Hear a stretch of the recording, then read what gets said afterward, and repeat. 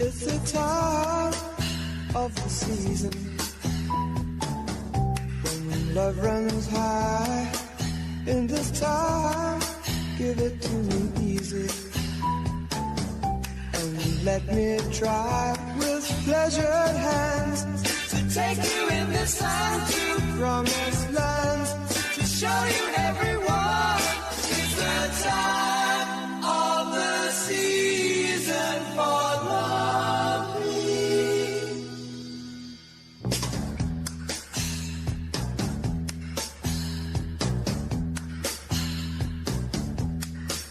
What's your name? Who's your daddy? Is he rich like me? Has he take us anytime to show you what?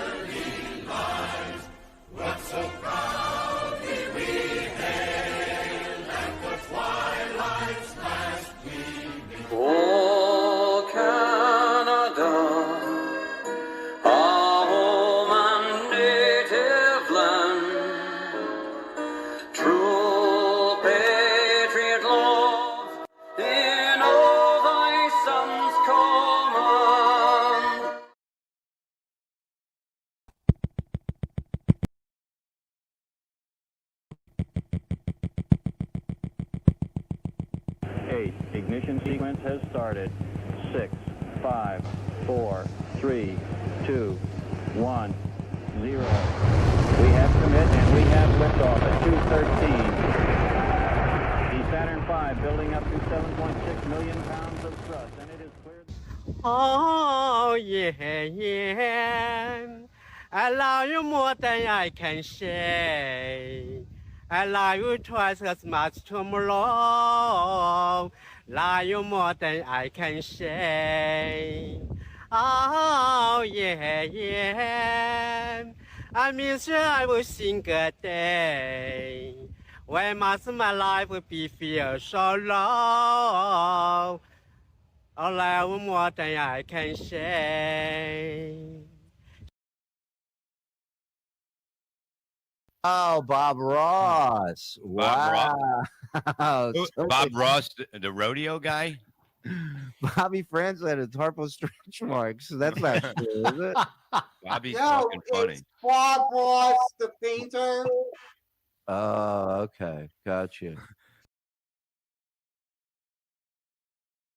Remember, today is the oldest you've ever been and the youngest you'll ever be again. Until we meet again!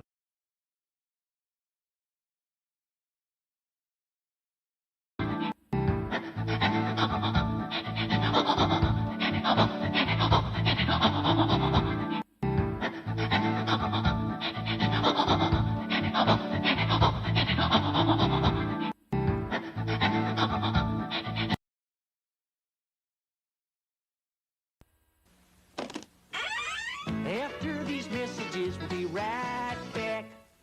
One of the wildest species ever to stalk this planet was the human animal. Wild and cunning enough to discover the essence of animal attraction. A scent that turned fear into fascination. Now Cody has bottled this primal essence. Wild musk oil for her, Cody musk cologne for him. One touch, bears 1,000 quivers. Cody Wild Musk. Use it before you stalk.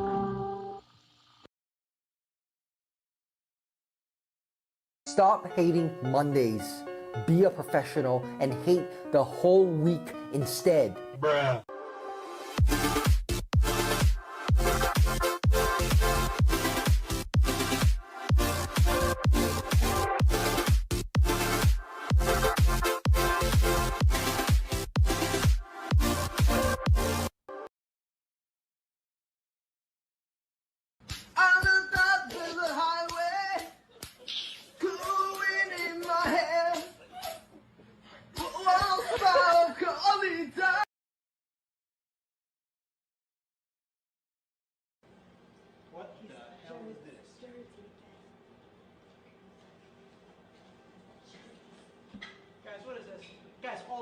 right now?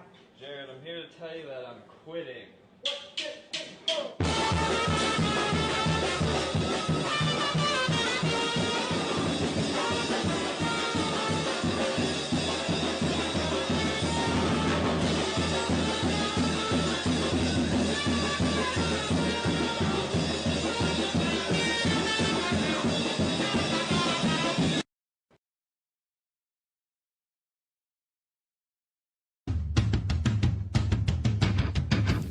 Do you feel that?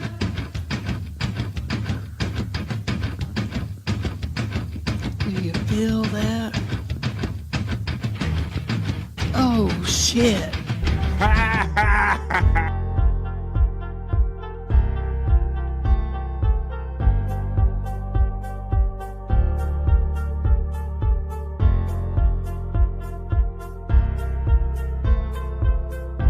We're doing it.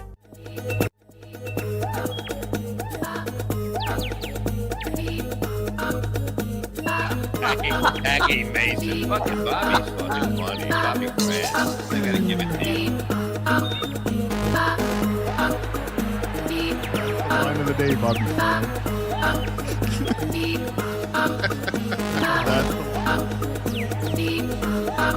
Super creative, super original. There's a show called The Vibe.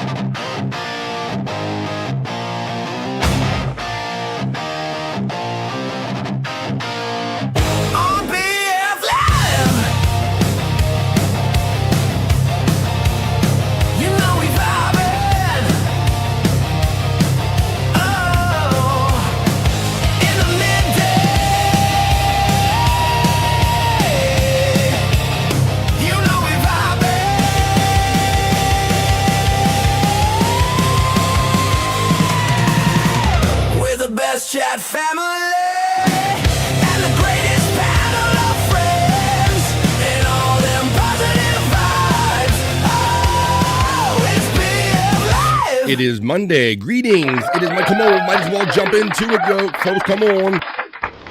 It is a new Monday. It's a day of many new things. It's a new week because it's Monday, February 2nd. Right? So it's a new month. It's a new week. It's a new day. Might as well jump into it. And it's Groundhog's Day. Come on, folks, let's jump. Come on, we're jumping into it. We're having it. We're doing it. My goodness, 26 degrees while I'm coming at you from BF Live, the live stream show 472. Come on. Come on, tell them, Dave. Let's get up. Let's get down.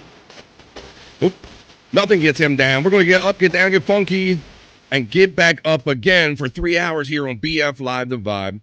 Welcome to Monday, everybody. February 2nd. How about that? We are 1 month closer to getting this weather out of the way. 26 degrees, but sunny where I'm coming to you from on the East Coast of the United States. I hope everybody is doing their best to keep warm. Boy, it is cold down either in the far reaches of Florida. I was seeing over the weekend through my social media feed. That's how I've experienced the world, like most of us do.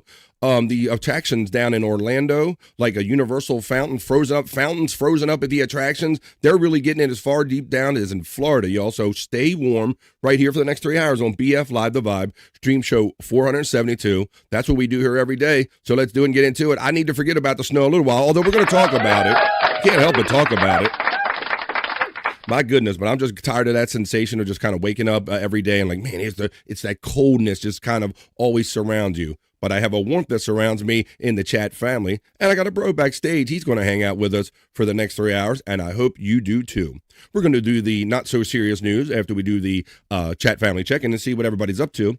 Let you guys establish the vibe. We're going to start off with a celebrity death report on here on BF Live The Vibe. We ended BF Live The Vibe on Friday talking about Catherine O'Hara, the woman from SCTV, and Kevin McAllister's mother from the Home Alone movies. Well, I have a follow-up story about her, maybe something that few of us knew, hopefully, about her when we get to that. So we'll do a celebrity death report. We'll talk about her again. We're also going to talk about a man who thinks that he's going to make himself healthier by locking himself in a room for 1 year. year. Ponder that. I know maybe some of you be like, man, I need to get away from my family for a little bit. But really, do you think you could make it in a room for 1 year? We'll examine that when we do the not so serious news. We'll get into talking about the Super Bowl and maybe, some of the halftime shows, some of the best halftime shows ever. I have a couple opinions on this, a couple of my favorites. I got a couple other stories in there. I don't need to list every one, but I will let you know that we will end where we do every bikini report is what I'm getting at. We will end every session the way we do right here with the bikini report on BF Live The Vibe, not so serious news. All right, I'm going to bring my friend back in from backstage. He is from the Great White North. He's my friend. He's yours. Let's see what he's up to. It's Bobby Nick steps in to the vibe. Deep butt cheeks, motherfuckers. Fuck yeah. We're doing it. We're having it. How you been, Bob? Captain Nick reporting to Deep producer. butt cheeks. I'm doing well. Butt cheeks. The only thing is I want these goddamn stitches to dissolve already because they're just getting in the goddamn way. So they stitched it up real good, huh? So Bob, now I only got one done at a time, so they just sent me home with gauze stuffed in there. But you got the actual stitch up job, huh? Yeah, on the bottom teeth. It's like it's like this. It's loosening up now, and everything is closed up. Like I can tell, but yeah, these stitches are still in there, a little loose now. So that's still the all first the swelling's 8? gone down and everything. So that's still the first 8 you're dealing with. Yeah. Okay. And so after when's your next appointment to get the other ones taken care of? Well, because I screwed up on the insurance thing, not till April. Oh, okay. You got to wait till you qualify again or something like that? Yeah, a different insurance. Okay. Well, you probably need some time. I didn't know that my current coverage doesn't cover everything. So. Yeah. Oh, yeah. There's that whole thing. Well, right. They send you down these roads and go, Mr. Nick, you need this stuff done. It's very important. But then they go, well, we don't cover it now, but you still need the shit done, Mr. Nick. I know. Right? I know. Sorry for your luck there, buddy. But there you go. Right. Yeah. Yeah. But they start you down that road as if everything is kind of covered, don't they? Like, yeah, we'll just take you in. We'll start taking your teeth out. And then before you know it, you get to a place where, well, we don't cover that, Mr. Nick. All right. Well, I'm glad you're here and doing well. I hope you're doing well, and I hope our friend Juggalette Jen is doing well. We need to talk about this for a minute. Oh, my God. Yeah. If you didn't see Replayables on Saturday night, that's the show I do on Thursdays and Saturdays where we drink, smoke, laugh, and joke and spin a wheel. I got pretty tore up too, Bobby Nick, but nowhere near as tore up as Juggalette Jen did. Oh, she was bad. Were you watching live when it all went down, buddy? We were sniping you guys, yes. Okay. All right. Then all of a sudden, it was just the greatest thing. Like, she's just sitting there 1 second, and all of a sudden she puts her hand to her mouth and just... It just no holding it back. So it's not. I mean, so Scott, I knew Scott would be in his glory as soon as he saw that. Oh yeah, like Bone Loads did that. He projectile vomited on our show. I told Jan that she is amongst the elite now. She's in the upper echelon of people. It's Bone Loads, it's producer Joe from the Shuley Network, and now it's Juggalette Jen who projectile vomited on Replayables, bro. So that's why it's a thing where we say if you get a shirt that says you survived Replayables, it's because you survived Replayables. But I told you personally that I was worried about her, Bobby Nick. Yeah. I think we all were a little bit. But tequila. I mean, yeah, she was doing the tequila thing. Yeah. Then it stayed down as well as when Scott tried to drink the chocolate milk here on BF Live The Vibe. It just kind of it decides it doesn't want to be in there anymore, and brings along friends with it there. So there you go. So that happened, and I knew Scott would be in his glory because Scott loves that stuff, man. I can just picture Scott laughing and his eyes just leaking about all that. All right. Oh yeah, I guess she was up all night puking on the hour. Yikes. Yikes. She had it pretty bad, but she was a trooper, Bobby Nick, because she came back and stayed for the whole show. I know, and then she came on late night with Bobby Nick and had a few more shots, even. Oh my goodness. Like crazy. Yeah, I heard that you said that other people were super chatting her up, trying to get her to drink even more, and I was feeling bad for her while she was still on air. I'm just glad she made it through the show. All right. So we'll have to see if anybody in the chat caught up with us on Saturday night, and if they have any comments about Juggalette Jen projectile vomiting on Replayables. If you want to catch up with us, you don't have to projectile vomit, but we have fun on Thursdays and Saturdays where we watch those videos. Bob, there was a lot of energy in the Rumble party, was it not, my friend? My goodness. Oh, yeah. So much energy. Yeah. We were like an hour behind on the Rumble rants and the Super Chat, so thank you all very much, man. We had a fantastic time between being Juggalette Jen being there and the throwing up and excitement and you guys sniping us and people Super Chatting us. A great fun time. That's why you got to hang out with us, guys. All right. Well, Bobby Nick, they are hanging out with us right now. Wait now. White now. Be very quiet. Freudian slip. Speaking, you know why I'm saying white now, Bobby Nick? Not just because I am white, but because it is 28 degrees where I'm coming to you from, and the snow hasn't melted yet, Bobby Nick. Oh, yeah. Yeah, you guys got it bad, huh? Yeah, I'm definitely feeling your pain now, because I definitely wake up, Bob, and even though I'm blessed to have a house that has heat in it, there's still a chill in the air that is not something there that wasn't there before in the house. You just know it. You can feel it in your bones. But you know where I don't feel it? Right here on BF Live The Vibe when we do the opening chat family check-in. I'm going to get some warmth right now. Come on, let's nuzzle up together, folks, right here in the midday. We're going to do the not-so-serious news. We're going to do Rock You Like a Horoscope. I got some long-form topics that we can talk about here. We'll see if Scott comes by. We'll do Scott's Hole. It is Monday, so we'll have to see what the stars have in mind for us with Rock You Like a Horoscope. Also, Bobby Nick, it's here. We do the tradition of the Groundhog Day here in the States, right? Puxatawny Phil and things of this nature. You understand? At Gobbler's Knob, yes. Whoa, hang on, wait a minute. Don't have to get personal about everybody. Don't tell everybody our business. All right, no, but we're going to talk about that because today is February 2nd. It is Groundhog's Day, so we'll see if that little son of a bitch has to say about if we're going to get any kind of snow or more winter or early spring, what we're going to get. But right now, we're going to get to the opening chat family check-in, folks. Let's go. Shout out to the 15 awesome people already here. We're going to hang out for the next 3 hours, folks. So why don't you tell us what you're up to at this hour of the day by putting your chat in the chat over there. I'm going to go over and read them right now, and you guys are going to establish the vibe. For the next 3 hours, we hang out today and every day. Let's do it. It is Monday. This is Stream Show 472, and I'm happy to be here just to be distracted from the weather with you great guys in the chat family. It's Monday. This is the opening chat family check-in. Let's get the week and this show started.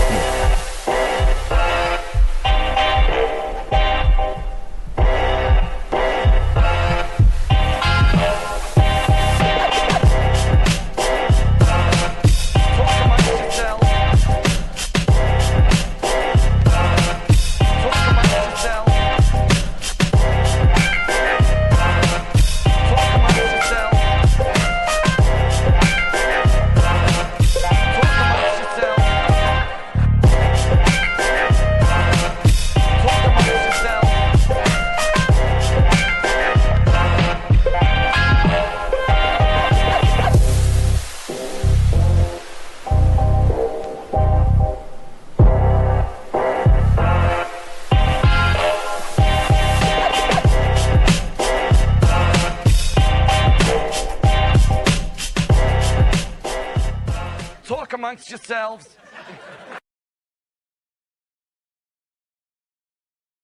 And that's how chat family works. You talk amongst yourselves. You talk with me, Bobby, Nick, and everybody else. Anybody else that comes along. Maybe Andrew will come along soon, and we'll have to play America's favorite new game show. Guess what Andrew ate for lunch today? You never know. You're going to hang out for 3 hours. But right now, it's post time, folks. Post them if you got them, and I read them, and you establish the vibe for the next 3 hours. 1 minute to post time. Approaching the gate. Are you ready? And don't have it. Don't have it. Now they're moving into the gate. Let's go. We are starting off with our one and only, our friend. I got to go to the top of the chat right here. Scrolled away from me. And Pecan 420 checks in with the bugles. He knows it's about to go down. He says, Goonie Goo Goo, you begonias. Happy Groundhog Day. Normally saying happy hump day. Happy Groundhog Day. Unga bunga. And what do you gonna know? Gano, gano. Along with the BF Chang emoji. My friend, Pecan, what do you gonna? Come on, let's go.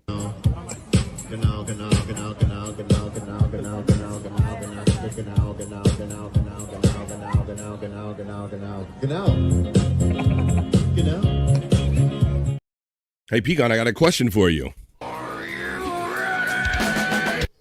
Let's go. Pecan 420. Then that's fun using his membership emojis here on BF Live The Vibe. And then he so generously and consistently gifts a membership. Let's see who he lifted and gifted today because he's a member defender. What kind of name? What is that name? Is that Bobby, Nick? You see that up there? Yeah. I never seen that one before, but yeah. Well, Pecan is a Ching chang chong, bing bing bong, or something like that. I don't know. Welcome to the BF Live The Vibe chat family. Space Nerd checks in and she shouts out Pecan. Let's greet our friend, Space Nerd. with the Tyranny produced greeting video here that we always play for our friend Space Nerd. Happy Monday, Space Nerd. As I talk and type at the same time and try to chew gum, Space Nerd.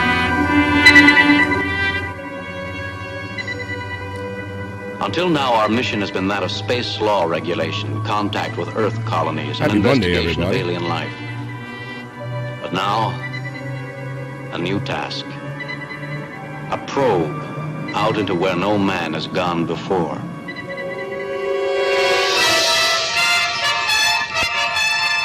Skipping. Space. Nerd. These are the voyages of the Starship Enterprise. Happy Monday, Space Nerd. Welcome to the Vibe. Pecan, there's the acknowledgement. Chris Thompson, a brother, checks in and he says, Hoya. Pecan 420 shouts out Nerd with the Hoya. Chris Thompson, Hoya brother from our friend Pecan 420. There's our friend FJM checking in saying, it's time for me to go walking on water again. So what if it's frozen? It's still water if you get my drift. Get it? Drift, get it? Yeah. Well, it ain't drifting no more where I'm at, Bobby Nick. It's now all like frozen and glazed and ice over. So we are locked in. We are locked in like Judas Priest. Yeah, it's a bitch when it's all icy and you got to walk somewhere or something. Yeah, man. Yeah, this is more. I almost slipped like 5 times when I went out for my dad's funeral on Friday. I was like, holy shit, it was really icy. Yeah. FJM, yeah. Okay. It's one thing if it's powdery snow and you can just lift it out of your way, Bob. But yeah, that's what happened. All the ice came along, and it's everything's just boulders and blocks and plow lines that are just froze in place. Yeah, it's insane. FJM checks in and he says, I love you more than I can say. That guy just cracks me up. Well, I'm glad you enjoyed something from the opening liftoff reel. That's exactly what is intended for you. There you go. Oh, and I also want to let you know, there's my PayPal donate options. I saw on Twitter X earlier that it's going to be a Perry Day. It's a Perry stream day. Because it is February now. But yeah, the bastard was off all fucking month of what's it, January? Yeah. So, it's like, shut the fuck up. Well, bro, I hope, and Bob, I guarantee he wasn't in the snow once. We'll have to check into that. Just a Guest checks in. He says, number 7, but you're my number 1 friend. How you doing there? Just a Guest checking in. Could you do like Just a Guest does and hit that like, share, and subscribe? I'd appreciate it. Give me Bezos checks in. Yeah, man. Hey, I don't know if you were keeping up in the chat, Bobby Nick, but Gimme Bezos was literally like making their way in, flying into Lima, Peru during replayables and checking in from the plane the other night. Oh, amazing. wow, yeah. Gimme Bezos. That's chat family right there, checking in from the plane. Shout out from Lima, Peru. My friend Gimme Bezos checking in. Scott Fitzpatrick Linkbox is running. Just a Guest gets the Hoya from Pecan. Pecan shouts out Gimme Bezos and gives him a hola. Hoya, everyone. Brian Clark, it's been a minute since I've seen you in the chat, our friend. Wow. How you doing, Brian, buddy? Brian. It's great to see you, Brian, my friend. Yes, I see you out there on Twitter X all the time and on Instagram. Thank you for liking all the stuff I put out there. Pecan420 acknowledges Brian and says, Hoya, brother. My first marriage was on 2202, says our friend Brian. So he's kind of having a day today. Is that a little flashback, I guess? Oh, boy. Little flashback, a little, Yeah, that's not good. Hey, Pecan, from our friend Brian Clauder checking in. There's Pecan socials if you're curious what Pecan does. He just did the morning high before BF Live the Vibe. There's Andrew the Giants boxes. All of the bros that participate in our show have a little box with their information running throughout the chat. And there is my donate box if you care to be so generous. There's Bobby Nix in the lounge on Rumble and his Twitch and one kick when he had it. There is, man, it's slicker than snot out here. Yeah, that's all you're seeing now. Just people like you said, Bob Nick. It's more slipping material now. Yeah, I almost went down, man. It was crazy. All right, so go ahead. Got him? Yeah. Yeah, went down. See, Janice was with me, so she saved me because she was right beside me. So she grabbed onto me while I was like almost slipping, and it was enough for me to gain my composure. Oh my goodness! So Janice had to save you from falling, huh? Yeah, man. Oh man, well, like Bobby Nick was there. Whoop! Look at me, Bobby Nick. Here's a little bit. Well, I'll tell you, Bobby, Nick, I did take a little dump out there. Well, not that kind of dump, not a brown dump. I actually fell down. Let's check out this story, Bob. So I was out there, and as you're shoveling, you don't know what's the firm stuff and what's the slick stuff, right? Or what you can step down in. So I step off the curb at one point.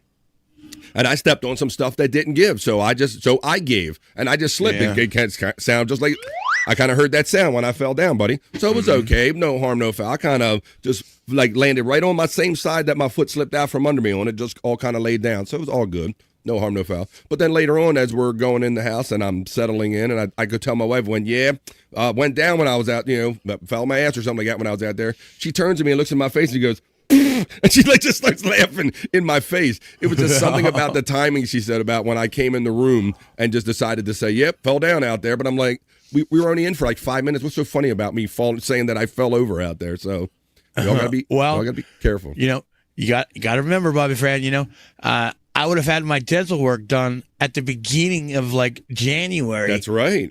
But my dentist slipped on the damn ice the morning of my dental appointment. You gotta hate when your Canadian dentist slips on the ice. You gotta hate when that happens.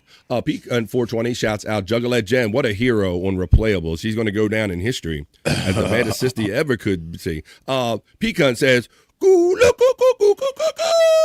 that's the best I got for you, Pecan. I'm a deep voice guy. But I give you the shout out right there. Juggalette Jen emojis are being celebrated by Pecan 420. Did I mention Juggalette Jen? Yeah, she's in her wrestling stuff. You got to see a Wendy in her wrestling singlet. You got to see the Andrew emoji, the Bobby Nick emoji. For as little as $1.99 here on the Vibe, you can be a member, and I will love you long time. And you can play with those emojis. You can play with anything else you want to too. $1.99 level. Click on the membership link for information. There's my PayPal and all that stuff right there. There's 100 Proof Podcasting if you're curious about what happened with Juggalette Jen. We've got Just Mike Rowe checking in. And he says, hey, Bobby Fran and Bobby Nick. Hope everyone here is doing well. I got hit with a snowstorm this morning. Bobby Nick, what about our friends down south like Mandy Diff? Down in the Carolinas, 1 foot plus of snow she got, right? Yeah, man. She sent me some pictures, and it looks like she almost lost her dog. Yeah, maybe you got to clear a spot for them little ones in this kind of snow, Bobby Nick, or you'll lose them. Yes. If they jump off a porch or jump in the snow, you'll lose them in a snowbank or something if they're just there's little kind of dogs. But, yes, you got to clear a little spot for them. But, yeah, how about that? My friends in the Carolinas, Bob, I want to know, Mandy, I want to know the last time they've gotten that much snow, like that far south. Yeah, that's crazy. Let's go, Nobblers. Oh, Jesus. See, look who you got going. You say gobble and knob, and look who shows up in the chat. Kyoto. Wow. How you doing, Kyoto? It's Kyoto Games. Games. Sometimes I say gay men, so that's why I just say games. Gay, but emphasis on the games, on the gay, right? Yeah. On the games. Pecan 420 shouts you out and says, Bobby Nick knows all about gobbles, knobs. Gobblers, knobs. I mean, I try to. And Kyoto does too. Hoya, you Hoyas. We acknowledge the Space Nerd. Good morning to me, and right back at you. Hoya FJM from the Space Nerd. Just Mike Hoya from Pecan 420. There's the Nightbot running Scott Fitzpatrick's links. The Widow Killer, my friend, checks in on a Monday. Just like Puxatawny Phil, Perry also saw his shadow this morning, so that means 6 more weeks of gayness and lateness. Shut the fuck up. And we are going to find out tonight, Widow Killer, because I was very happy to see on my Twitter X feed that there is a link, there is a post that they are going live at 4 Pacific. That's 5, 6, 7 o'clock for me here on the East Coast of the United States. Hello, Widow Killer. Starting tonight at 7 East, 4 Pacific, our friend Widow Killer lets us know right there. Chat family. We're going to have to slide over there and kind of get the feel for Perry again so we can go see him later on tonight and see if he's not been in the snow and let him know that the rest of America, Bobby Nick, has literally been in the snow more than Perry the entire month of January. Yeah. That's going to be a thing because he always threatens to go, but he never does. But we were forced to. Would it be, says Sizzle Chest. What is up, my sizzling friend? You just heard me talk about we got Perry tonight, so we're going to be having a fun Monday night, man. That's going to distract me real good from all this cold weather. All right, a sizzle up. My friend Sizzle Chest, how you doing there today? Buckshot checks in. Hey, Buckshot, all of our friends. Same kind of thing happened on Saturday night. Thank you all very much. We had so much fun on replayables. We see Kilgory, Karen Garby, whatever. Buckshot Kid, how you doing? He was hanging out too. Kurt is God, says Kyoto. Spice Nard, says our friend Buckshot Kid. I like that. She's having fun with the rocket emojis right there. Rockets are lifting off. Hoya Kyoto from our friend Space Nerd. Berkshire Kid, our friend says Space Nerd says. And we're about 2/3 through the opening chat family check-in. Sizzle says, damn it, Jim, he's got green blood. That's when you're laughing. Damn it, Jim, he's got green blood. Hoya, says our friend Kyoto. I bet Andrew's been celebrating his girls' Royal Rumble win all weekend. You know, Widow Killer, I really can't gauge my friend Andrew's interest in the anything, Bobby Nick, WWE or anything, because it seems like no matter what we do with him, he is doing a live and has his face always in that live, my friend. Yeah, I don't know. He's very preoccupied with doing other lives while he's doing a live. He really is. I mean, this is some like different level stuff that we've experienced from Andrew. Yeah, where it's I don't know.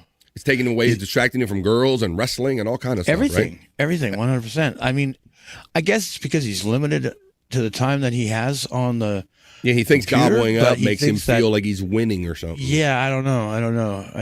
I really don't think he should be doing that. He needs to live in the moment that he's in and not multitasking to try to get more. I don't know what is. Well, the only glimpses I caught from the Royal Rumble I bothered with, Bobby Nick, were on social media, and I did see the women rolling around on the ring with their neck up to their neck, full body costumes, bro.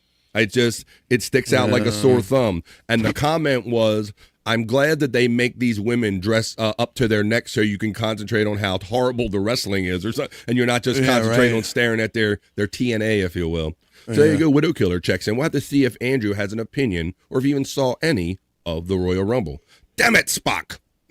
Sorry, Captain. That's all I got. I got no more dilithium crystals, Captain. We need more crystals. That's all I got for you, Captain. Hoya Pecan from our friend Just Mike Rowe. FJM says, ice skating on top of the snow in my boots. No shit. You have to. Yeah. I mean, taking steps is almost futile. You're almost doing like the little Tim Conway shuffle right there. The Reseda Reaper was a busy boy this weekend. Yeah, I'm going to do a celebrity death report. Bobby Nick, you heard we did the live on Friday here on The Vibe about, unfortunately, the passing of Catherine O'Hare from SCTV fame. Oh, yeah, man. That sucks. Yeah, she was awesome.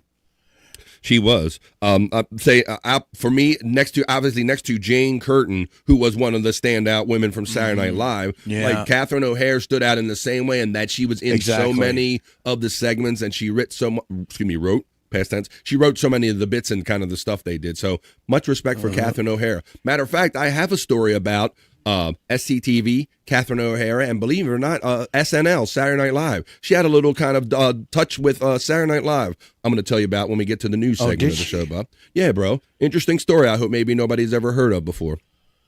Thank you. Mandy Div checks in and she says, BF Live The Vibe and Captain Nick. Mandy Div. Butt cheeks, Mandy. Fuck yeah. She falling in the snow and having fun. Mandy Div doing gravity bongs, living life. Mandy.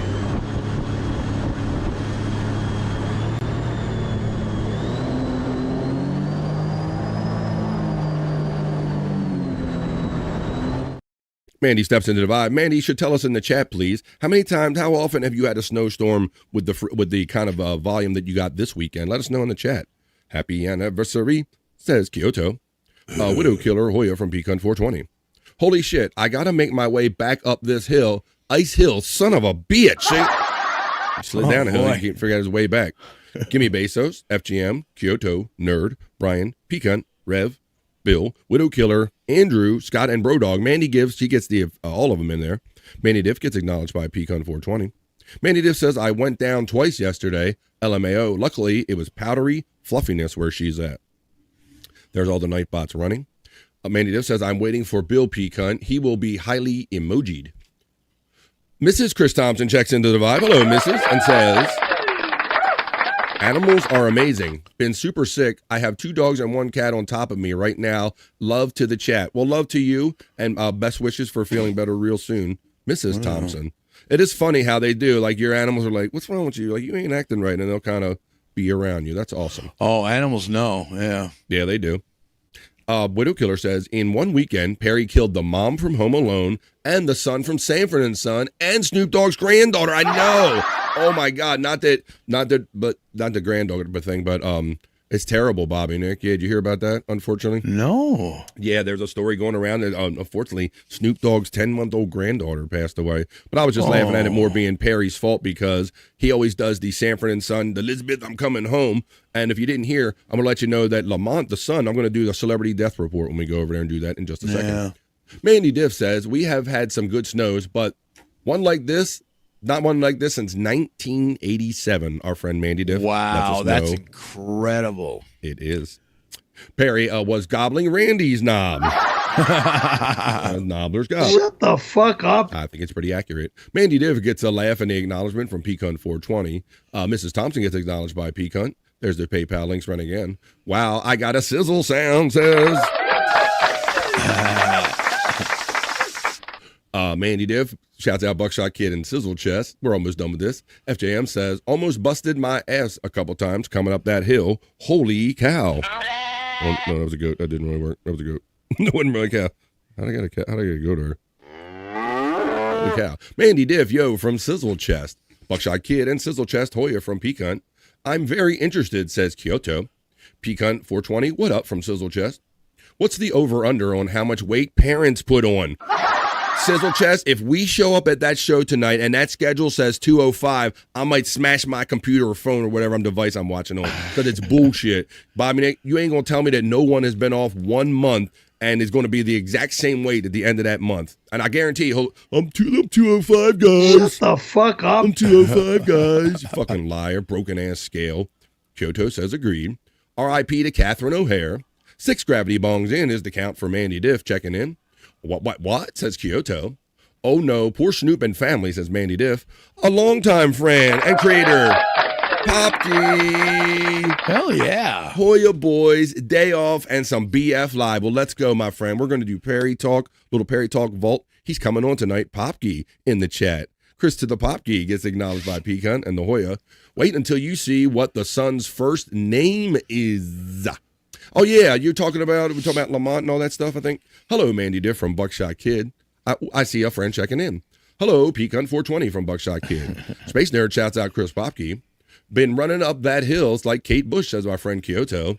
Oh, hey, nerd, says our friend Chris Popke checking out. I'll get you backstage in just a second. I'm almost done with the opening chat family check-in. Oh, hey, guys, how you doing? Oh, hey, nerd. Popke gets acknowledged by Mandy Diff, and we are done, and we have a guest backstage. I know I talk fast because I have a lot of fun right here on BF Live The Vibe, and I got a guest backstage. That was the opening chat family check-in. Now let's get on our surprise guest and on with the show.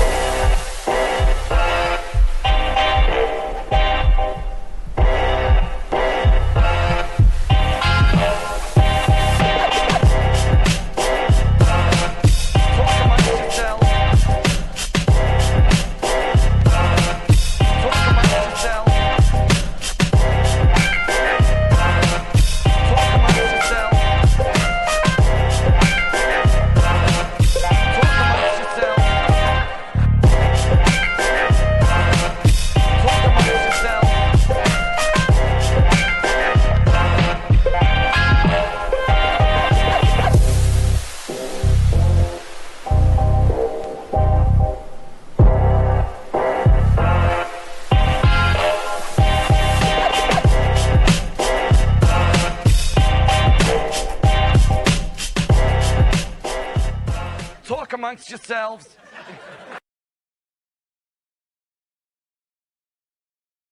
Hell yeah, fantastic opening show vibe for BF Live The Vibe stream show 472. It is Monday, and we got a great friend backstage. Now, we were just talking about Groundhog Day and what the weather's going to be and all that stuff. I'm like, that's kind of an old method to go by if you want to know the weather. If you really want to find out what's going on in the weather, you don't mess with groundhogs. You just get Canada's most famous weatherman to say hello and say, Frankie McDonald. How you doing? I'm doing great so far. It's been a lot of snow in Sydney, Nova Scotia earlier this morning. And so much snow already happened in Sydney, Nova Scotia earlier today. And they had a 4.2 magnitude earthquake in San Francisco, California just now. Just now What? they did? No way, Frankie. So, Frankie, I think on the East Coast here, they call that storm that we all got the bomb cyclone. Is that what you got up there in Sydney, Nova Scotia? Yes. And Yes. South Carolina had it, North Carolina had it, and all those places. That means last weekend you had it. Well, just like me, I got the first storm, Frankie, but this bomb cyclone just missed me. But it did get my friend Mandy Diff. She lives down in the Carolinas, Frankie. She got over 1 foot of snow. That means that in the storm before that, you got hit. Who else got hit? Ooh, Gino. Yeah, Gino got hit hard with the ice too, buddy. Yeah. Guess I'm on his podcast today at 4 or 5. Gino starts his podcast at 3 p.m. Eastern, 4 p.m. Atlantic. Gino's doing it in the Hot Water Show today. I'm in the Hot Water Show with Gino today. Awesome. Hey, Frankie, I think on Friday night, I saw your friend, you always bring him up on here, Joey Only, doing his Canada weather. I saw him on Friday night, buddy. That's the first time. I didn't see you on the Joey Only show. You did a live on there, didn't you? I did a live on Joey Only show. Yeah, but that's the first time I ever seen his show, so I jumped in the chat and I said hello, and I told him that you told me all about him. So, but so you got the snow up there, Frankie? Yes, and as you heard, but this Vancouver's getting a lot of rain. A lot of rain. Hey, didn't you predict the earthquake last week? You said that somebody was going to get an earthquake last week. Yeah, for Indonesia, it's going to get it anytime soon. Maybe, but you said that San Francisco just had a little one. They had a little earthquake in San Francisco. Could be a big earthquake at some point. Up to the minute. Oh boy. Well, let's hope not. Frankie, I might be going to a hockey game tonight myself. How's your Cape Breton Eagles doing all that stuff? They're doing great. Vancouver Giants are in last place in the Western Conference and Western Hockey League team. Vancouver Giants are not making the playoffs this year. Brantford Bulldogs are doing great. Frankie, down here in the States, they had the Stadium Series last night, and they had the Boston Bruins playing the Tampa Bay Lightning in the stadium down in Tampa Bay, Florida, buddy. It was outdoors. It was awesome. Did you see any of that? Stadium Series. Yeah, the Stadium Series is pretty damn awesome, Frankie. I seen some of it on television last night. Did you? Awesome, buddy. Very good. All right, so what are you going to do with the rest of your day, Frankie? You going to do Gino later on? Yes, I'm going on Gino Dinner Midnight Hostility podcast at 12 a.m. midnight tonight. Let's see what everybody's saying in the chat. I bet so. It's hardly raining in Vancouver, Frankie. It's still coming straight down. We got a friend checking in from Canada, Chris Popke. Hardly raining. Let's see. What are they saying? Greetings from West Coast of Canada, Frankie McDonald from Chris Popke. A fellow Canadian in the chat saying hello to you. Got great Canadians in here. Frankie getting love from Mandy Diff. Mandy Diff's our friend down in the Carolinas. She got over a foot of snow falling all over in it, Frankie. So there you go. Boy. A lot of snow in the Carolinas. A lot of snow in the Carolinas. Awesome, man. Cool. Hey, Frankie, what's the weather going to be like in Alberta for the next week or so? It's going to be really hot in Alberta because of warm air and Chinook winds. Yeah, the Chinook winds are hitting. Yeah, it's crazy. Chinook winds. What is that? Is that certain off the ocean or something? It's winds that come off the mountains. They're warm. It's crazy when you feel them because it's a warm wind. Really? You've experienced it, huh? Mm-hmm. Yeah, I've heard of things like called derecho. It's mostly down by Calgary usually, but yeah, it's crazy. You've experienced what? Derecho. That's a kind of a storm front we have here. Derecho. And I learned about atmospheric rivers on the Joey Only show, where on the West Coast, that's like a West Coast phenomenon where you get those flows of warm air. They get those atmospheric rivers, and it causes like swells, weather rushes, and stuff like that, and high tide and stuff like that. Wow, yeah. All right. Well, Frankie, you're welcome to hang around, but why don't we do the Frankie dance after I tell you? Let's do a little Frankie promotion here. Remind you that you can get your Frankie McDonald bobblehead on the National Bobblehead Hall of Fame.com. They have a variety of them. Go get yours, National Bobblehead Hall of Fame. And don't forget, it's a very easy read. It's a fun read. It's got lots of pictures in it, and you learn lots about Frankie. Be prepared. The Frankie McDonald Guide to Life, the Weather, and Everything from our bro Frankie McDonald, sold on Amazon.com or wherever fine books are sold. And now we do the Frankie dance. Let's do it. This is Frankie McDonald. Bringing weather information and joy. Extreme cold air is headed towards Minnesota on Sunday, January 10th, 2016. People in Minnesota, be prepared. Cold like Minnesota. Oh. Cold like Minnesota. Oh. Cold like Minnesota. Cold like Minnesota. Very cold weather in the state of Minnesota. Very cold weather in the state of Minnesota. Frankie's here on the vibe, spreading positive vibes, hanging out with us in the midday. Frankie is our bro. Oh. Pecan's dancing in the chat. Throw them dance emojis in the chat, y'all. Frankie's here, giving weather and joy. Don't leave your pets Don't do it. Hey, Frankie, I want to talk about the groundhog with you today. You ever heard of the groundhog? Yes, a long time ago. The groundhog here in the United States, Frankie, I think, let me show you this weather report real quick. They said that, Frankie, they said, I did cut it off a little bit earlier, Frankie. Puxatawney Phil, Frankie. They say that I think we're going to get 6 more weeks of spring. What do you think, my friend? 6 more weeks of winter in Philadelphia. Winter. That's right, winter. I said it wrong. Frankie got it right for me. The groundhog highlights. Puxatawney Phil predicts 6 more weeks of winter. No. Frankie, I don't want this here. It's currently 26 here in the States. Puxatawney Phil predicted 6 more weeks of wintry weather on Monday. A forecast sure to disappoint many after what's already been a long, cold season across large parts of the United States. His annual prediction and announcement that he had been seeing his shadow was translated by his handlers in the Puxatawney Groundhog Club at Gobbler's Knob, like Bob and Nick said, in Western Pennsylvania. Of the things you remember, Bob. The news was greeted with a mix of cheers and boos from tens of thousands who braved temperatures in the single digits Fahrenheit to await the annual prognostication. The extreme cold kept the crowd bundled up and helped keep people on the main stage dancing. So 6 more weeks, Frankie, I guess, buddy. Yes. 6 more weeks. Let's see. Frankie has better rhythm than Bobby Nick. Whoa. Frankie is That's pretty good. This is Frankie McDonald. It's weather. It's fun. This is the vibe. He's our bro. Sunday, January 10th. They don't have it. People in Minnesota, be prepared. Cold like Minnesota. Cold like Minnesota. I know. Yeah, bro. And they like electrocute him. Drop them and stuff. Very cold weather in the state of Minnesota. Yes, I do remember when Bill de Blasio killed the groundhog in New York City. That is a story. He had no more days of life. Very cold weather in the state of Minnesota. Yeah. Very cold weather in the state of Minnesota. Don't leave your pet so tight in the state of Minnesota. And don't leave your dog so tight in the state of Minnesota. Drink lots of green tea. Drink That's it. lots Dance of off. white tea. Drink lots of red tea. Dress very, very warm. Cold like Minnesota. Cold like Frankie McDonald. Cold like Frankie McDonald. Oh, bro. Cold like Minnesota. Very cold weather. I'm dancing with my beverage. Oh, yeah. Cold weather in the state of Minnesota. Cold like Minnesota. Cold like Minnesota. Cold like Minnesota. Cold like Minnesota. Very cold. Frankie McDonald stops into the vibe. Frankie.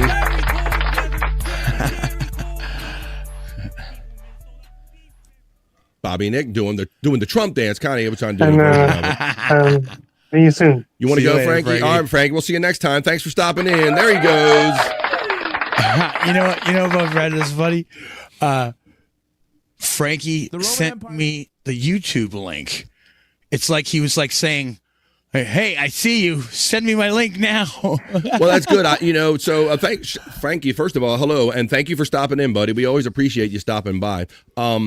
Yeah, I tried to send him after you told me that the other week, Bobby Nick. I sent it to him independently, and he didn't use it that particular day.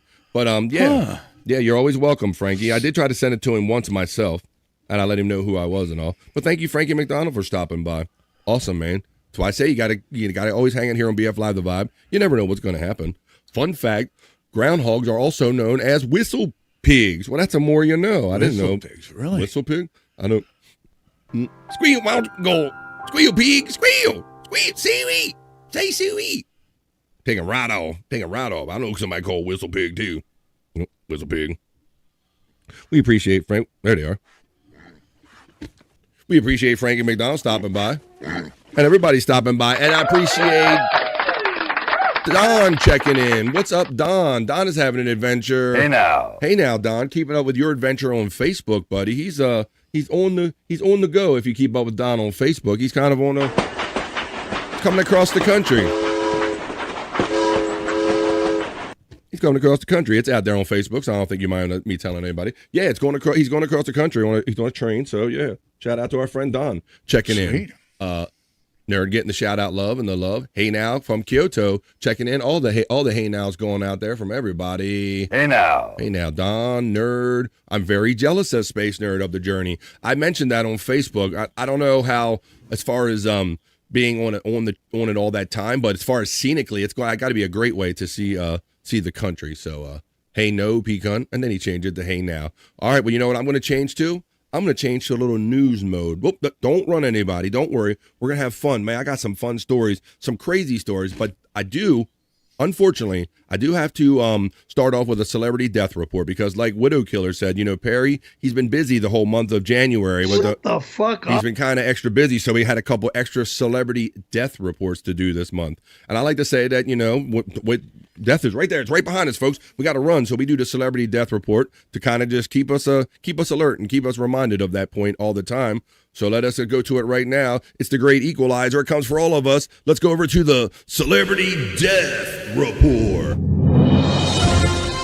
BF Live, Celebrity Death, Marriage, and Divorce Report.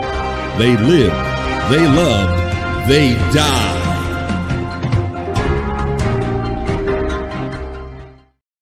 We're going to start off, unnecessary echo. We're going to start off before we start the regular news with our celebrity death report, Bobby Nick.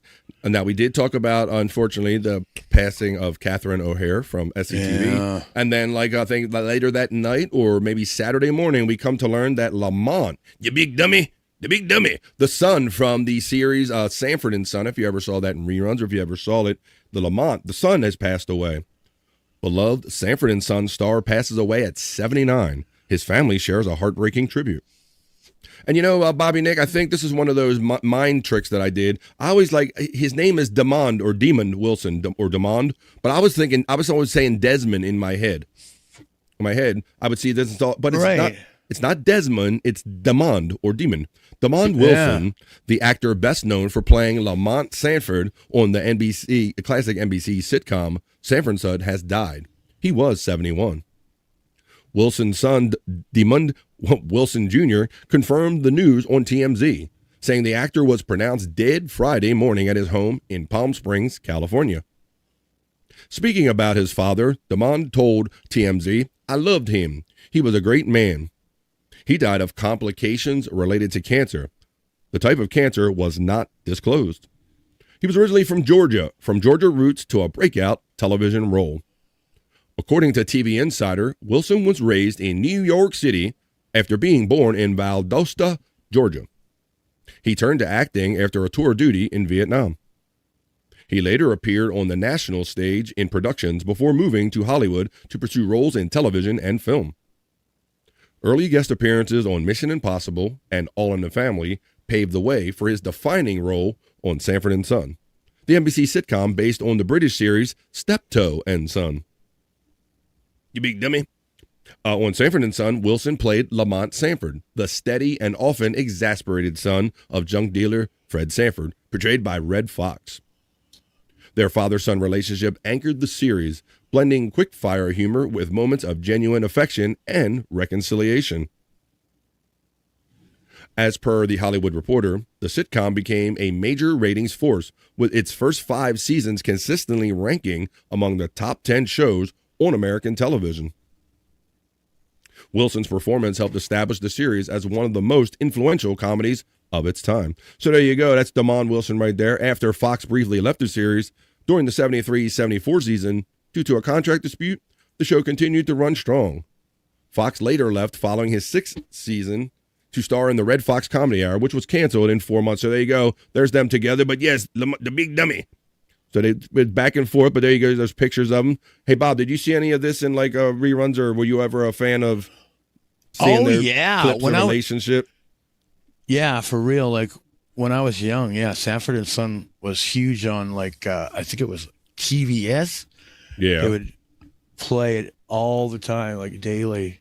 That was a great way. I know my young children get into stuff with Nick at Night. They replay a Friends and Cheers and all of those shows. Mm-hmm. My kids they've binged all of those from on those channels.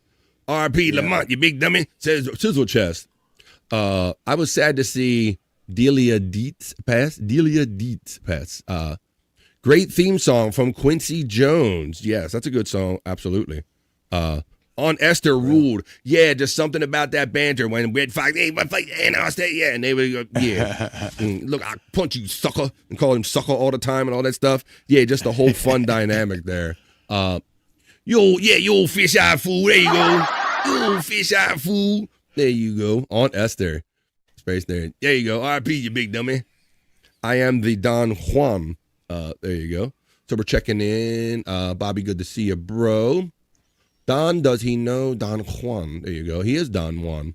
Sad to see. All right, so there you go. So that's kind of our celebrity death report, and that kind of goes along with Perry in a way, Bobby, Nick, because Perry has stole Fred Sanford's bib. He goes, Lisbeth, there's a big one, Lisbeth. I'm coming, Lisbeth. So anytime something goes on Perry Caravello Live that he like a super chat or something he don't like, he's like, oh, Tom, I'm having a heart attack. I gotta go in the hospital. Shut the fuck up. We already saw it on Sanford and Son, dude. You stole that bit. Yeah. So don't steal that little bit.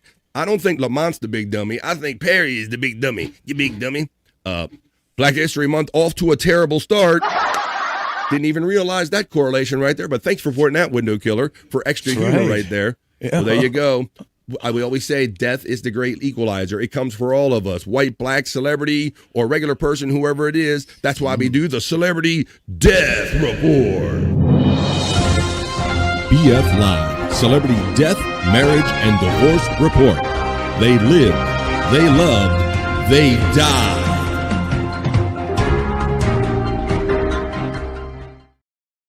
There you go. You know, Bob. Hey, Bobby Fran. Yes, sir. Did you see the tribute to Ozzy Osbourne at the Grammys yesterday at all? I think we've been doing shows too long together, Bob, because I'm ready to go to talk about the Grammys with you. So really, okay. You just beat me to it. I was going to ask you, Bob, did you see the Grammys last night? But you were more specific. But I was going to talk about the same type of thing, Bob. Yes, I did. Yes, I did. Nice. What did you think of it? It was like Andrew Tate. It was Duff McKagan. It was Slash. It was Chad Smith. Yeah, I thought it was pretty decent. Post Malone, you know, as a singer, singing War Pigs. I don't know.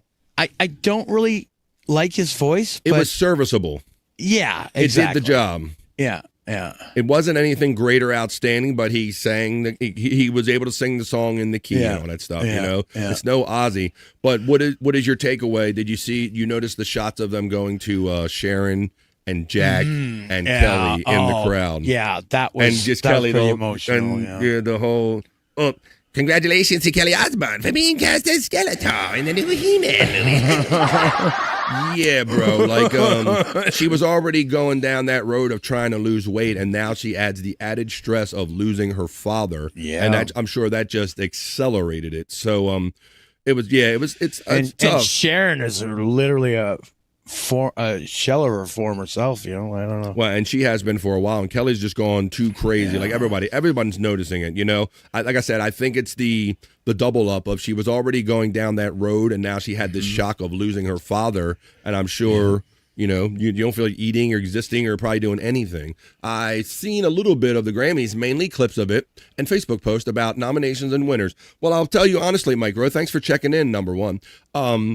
Bob, I did watch it because at the my daughters were watching it in one room, and I was attempting to watch the Stadium Series hockey game in another room. But I did see a good bit of the Grammys. My only favorite part of it was the best new artist when they did it in the beginning.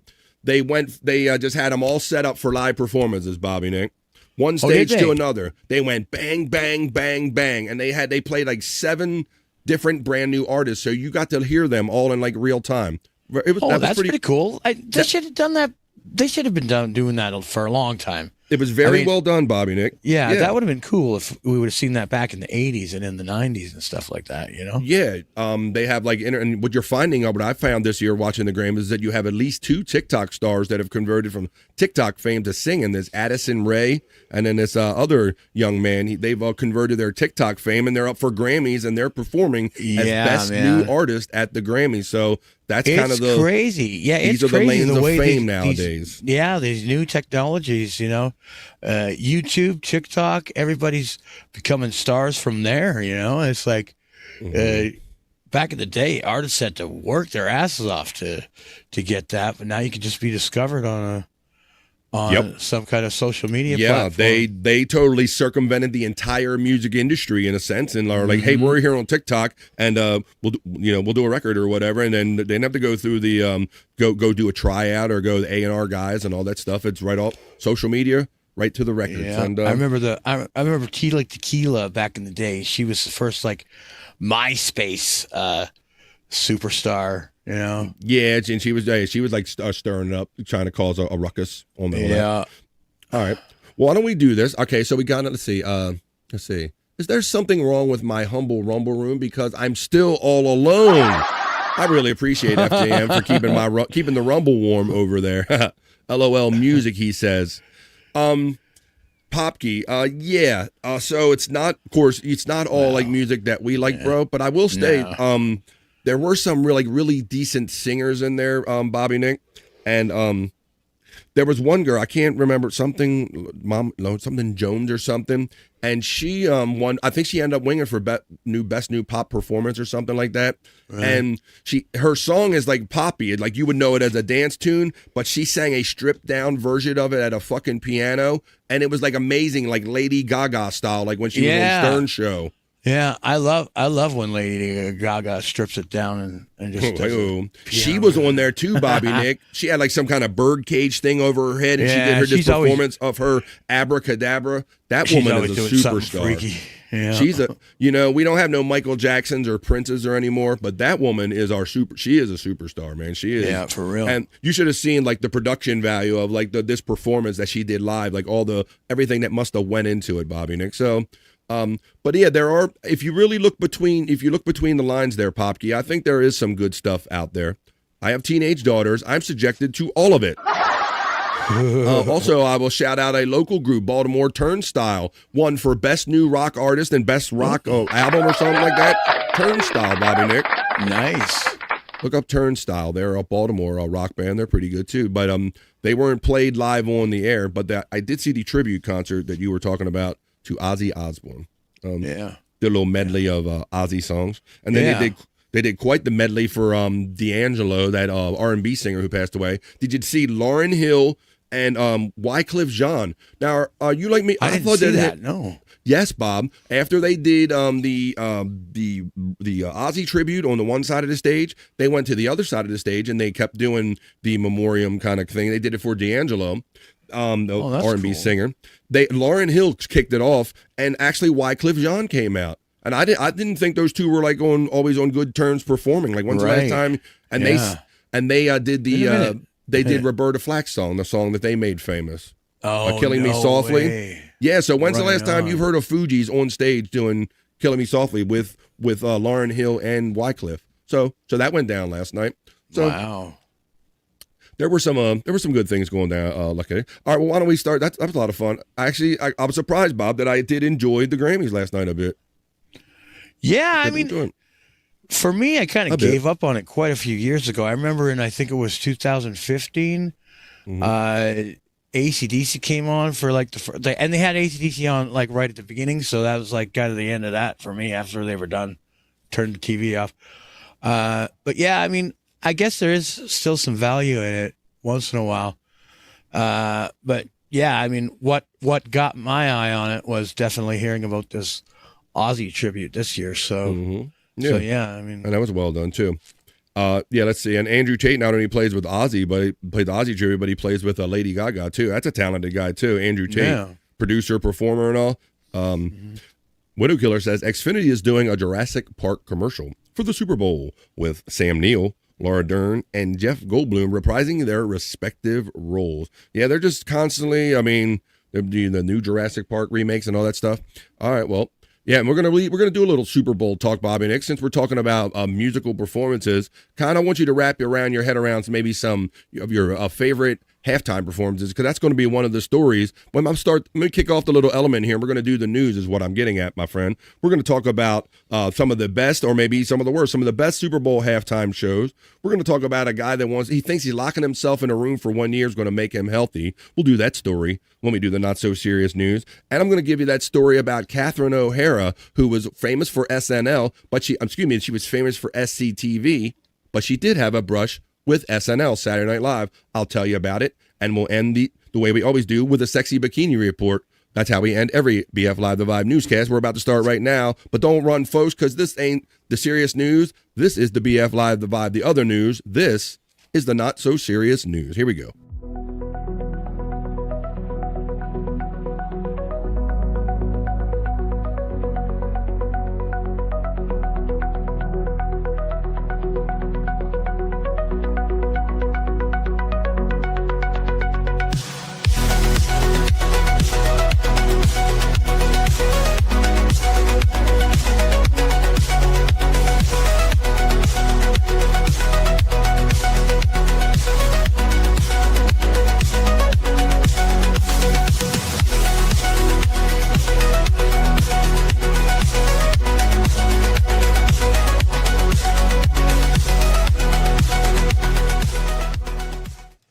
Hey, folks, tell me what you think about these stories that we're about to do. News and comment. I'll bring you the news. You give the comment, and we're going to have fun. Watch this. I'll show you. Not so serious news. Here we go. But, like I said, there are serious aspects to it. We honor the passing of Catherine O'Hara, Bob. But, you know, this was the path back in the day, is that when you saw someone on another comedy show, everybody was like, well, when are they going to end up on Saturday Night Live, right? Right. You know? Yeah. That was like the pinnacle. You know, we enjoyed SCTV when there wasn't no Saturday Night Live on, but she did have a brush with it, Bobby. Nick, and check how close she actually was to being part of Saturday Night Live. Catherine O'Hara, we're going to talk about why Catherine O'Hara quit SNL after a 1 week on the job, Bob. Speaking to people in an earlier interview, she explained the difficult decision to leave the show. So there you go. That's very much a young Jane Curtin-ish looking picture right here. Look at that. Yeah, for real. That looks like her cast photo, if you will. That's courtesy of NBC. So that must be her SNL cast photo, Bob, right there. That's crazy. That's from the NBCU photo bank and Getty Images. It says she once joined the cast. Catherine O'Hara once quit Saturday Night Live before ever appearing in an episode of the show. O'Hara, who died Friday, January 30th, at the age of 71, spoke to People in 2024 about how she was cast on the 6th season of SNL in the early 1980s, but quit after 1 week.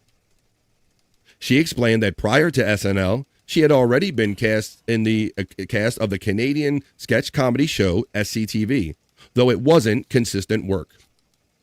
Our producer would get a deal with a network and we'd have a show for a season or two, and then that deal would go away and there would be a break, she said, and then we'd go and do a show again. So, during one break, I got asked to be on Saturday Night Live. And of course I said yes. Who doesn't want to do that? When she got word that SCTV was picked up again, though, Bobby Nick, she departed Saturday Night Live without ever filming an episode. Well, she was loyal. That means she was loyal. I like that. And that's what this comes down to. Basically, I said, oh, sorry, I got to be with my comedy family. Yeah. Looking back, O'Hara said that she was stupid for not waiting longer to see if SCTV even ever got picked up. She goes, yeah, not cool to take a job and leave it. You know what I mean? She says. But in the end, O'Hara's best friend from high school, Robin Duke, took her SNL slot. It all worked out the way it was supposed to, says O'Hara. SCTV ran from 1976 to 1984 and was an offshoot of Toronto's famed Second City comedy troupe, where the late comedian Gilda Radner, who eventually left Second City for Saturday Night Live, got her start. O'Hara acted as Radner's understudy on the show, and in the 2020 interview on Watch What Happens Live, she said she learned from Radner that you could still be the loveliest person in the world and still be hilarious. She was really a dreamy doll of a girl, just like you'd imagine, O'Hara added of Gilda Radner. And I got to hang out with her because my brother dated her. She'd come to our house for dinner on Sundays and play games with the family. She continued, I dared to take her place on Second City Theater, and I've been imitating her since. O'Hara's other co-stars on SCTV included, and all of these great stars, John Candy, Martin Short, Rick Moranis, Joe Flaherty, Andrea Martin, Eugene Levy. She and Levy would go on to collaborate several more times in Christopher Guest movies, including Best in Show, and in television shows Schitt's Creek. So there you go, Bob. I don't know how many people knew that show, but But for her loyalty, she was almost a regular on Saturday night, and I had no idea about that, Bob. I didn't either until now, yeah. And I certainly didn't know that Gilda Radner dated her brother. Yeah, right, eh? Know that. Let's see what everybody's saying about this in the chat. I see Terry Neese jumped in, and maybe some other friends. People like to jump in when I'm doing these stories. Left off right there. Hey, Juggalite Jen, I hope you're doing well, girlfriend. Juggalite Jen, you have to. Oh my, should I don't know if I should play. Let me see. Scott Fitzpatrick, Bobby Nick. How fast did Scott Fitzpatrick have that? Have that short ready. I think before I was done with replayables. Yeah, he Scott had to get that up there. He was giddy about it for real. Oh, I know, Bobby Nick. I know. I can picture. Why is it not with all his other shorts? Where did he put it? It's in our chat. Wait a minute here. Did he put it in our chat? It's not on. I don't see it on Angry Iguana, right? I think he might have put it on the Prop Master. Really? All right. Okay. I got. That's the comment on. Oh, here it is, right here. Here's. Oh boy. Warning, I'm about to show something gross, y'all. So if you're like eating food or something, gross warning. Gross warning. Warning. Stop eating right now. Warning, stop eating. Look away from the screen. Somebody was on Replayables Saturday night and something happened. I'm going to show you real quick. I don't want to be too graphic. Chris Staples at Rumble. Remember when you were drinking against brutal pain? Come on. We got to get over the Rumble. Only after. Only after. Oh, that's it. Oh, man. Yeah. Oh, my God. Hope you're doing okay, Jen. Artemis 2 fuel test is happening right now, says our friend Widow Killer. John Forte, a friend of the Fugees, had been on some songs. He had recently passed as well. That's another thing I took away, Bobby Nick. There were so many musical artists that they had to acknowledge in memoriam. Right. They had to do them like coming back from commercials, going away to commercials, like everything. I mean, so many lost so many musical artists this year. Yeah, they were doing some during the Aussie tribute too. I see. During all the tributes, they were flashing them up and then coming in and out of breaks. They couldn't do. They had too many of them. Happy Monday, you peeps. Says Matty Ice checking in. What's up, Matty? So exciting about the Rockets go. SCTV moved from Toronto to Edmonton. Says with pride, I think. Yeah, they did. I remember they did like a spoof of SNL, and it's like live from Edmonton. It's Friday night or something like that. Oh, did they? Yeah. Did they? Well, that's kind of like they tried Fridays here in the United States for a while on ABC television. Friday, they got a couple bits out of that. Right. Yeah. And Michael Richards, I believe, was originally on that. West Edmonton Mall. Yeah, the mall. West Edmonton Mall. The mall that eats people. Trippy's checking in, shouting you out, Bobby Nick. We're doing a not so serious news. The butt cheeks to you, Trippy. Fuck yeah. Poppy's getting laughs from the nerves. Like me, says Terry Nee. Like you. I like you. We love you. You remember that commercial from the 80s? Oh, there you go. Terry getting acknowledged. Nerd getting acknowledged. John Candy was the king of polka in Home Alone. Hell That's right. yeah. They had to get back home, didn't he? Oh, I like those. They had those things on Facebook where they're sitting almost like they're sitting in the back of the truck, but they're in heaven now. Yeah. The McKenzie brothers kicked ass. Strange brew. Bob and Doug, eh? Take That's off, right. eh? You hoser. Sizzle chest. What do you know, eh? Eh? Love that sizzle chest, says our friend, the nerd. Space nerd. Hosehead lives, says sizzle chest checking in. Take off, eh? You hoser. No, you take off, eh? How dare you, Terry Nee? Space nerd is laughing. We're having fun in the chat. I need Levy to react to this. What? You need Levy to. Shut the fuck up. Just kidding, dude. Jen can't handle the liquor. Bro, that was like straight like tequila. Like I'm not even. That's why I'm a herbalist, Trippy. I'm a herbalist, bro. There's a reason I'm a herbalist. I'm a bad drinker. Yes, they did mention Rick Derringer, Rock and Roll Hoochie Coo. They flashed him up at one point. They didn't mention his song. They did Brian Wilson. And they had to come back. Brian Wilson was a dude too, you know. Yeah, right. Like every time they came back, they had to like acknowledge somebody. Jeez. Jen really rallied through her struggle. Terry Nee got a whole different level of respect for Jen after she pushed through and persevered on Replayables on Saturday night. Jen was no wussy. See, I'm telling you right there. See all that respect in the chat from Terry Nee? Oh, you have to see it. John Candy's documentary is great, says Terry Nee. I think I saw the advertisement for that recently, but I did not watch it yet. I got to check it out, too, yeah. The Schmengi brothers, Levy and Candy Polka Kings, that's right. Loved Red Green, says our friend Terry Nee, checking in. Red Green was pretty good, too, yeah. There you have it. Trudeau they don't find you handsome? Funny, not on Make sure they find you handy. Well, there you go. Well, I'm glad we're doing the not so serious news. And see, I didn't even know that story about her even being close to trying out the Saturday Night Live Bobby Nick. It's like I just nothing that ever came across my radar that I knew about. Yeah. Now, I think I have a couple AI stories today. I don't think we're gonna ever be able to stop talking about AI stories or have AI stories. No, it's in there. It's out. There's no putting the lid on this. Right, or putting the horse back in the barn, right? No, it's left the stable, Bobby Nick. AI has left the stable. This artist chains up some thrashing robot dogs to expose some AI fears, Bobby Nick. So we have this company here it's called Boston Dynamic, and they are developing these actual dogs and like armies of these dogs, Bobby Nick, where they can go into like in bomb situations or situations that you don't want to send humans in, right? Right. And I don't think we're heeding our lessons from like RoboCop and the Clone Wars and stuff like this and all. So I don't know. And I did a story a couple of weeks ago. Remember, I did that one about 2 AI phone things talking to each other, Bob. Right. They didn't even was need us. creepy as fuck. They didn't even need us. All right. What is it? Liquor is quicker, but just as sicker, or something like that. All right, Bobby. So this is a cautionary tale for all of us that we should look into. And our artist is trying to let us know, Bobby Nick, that this road that we're going down might not, right. And you can buy one of these is what Terry Nick is saying too, right? So this is kind of where we're heading. So this is a cautionary tale for all of us. And look what this guy did to make the point.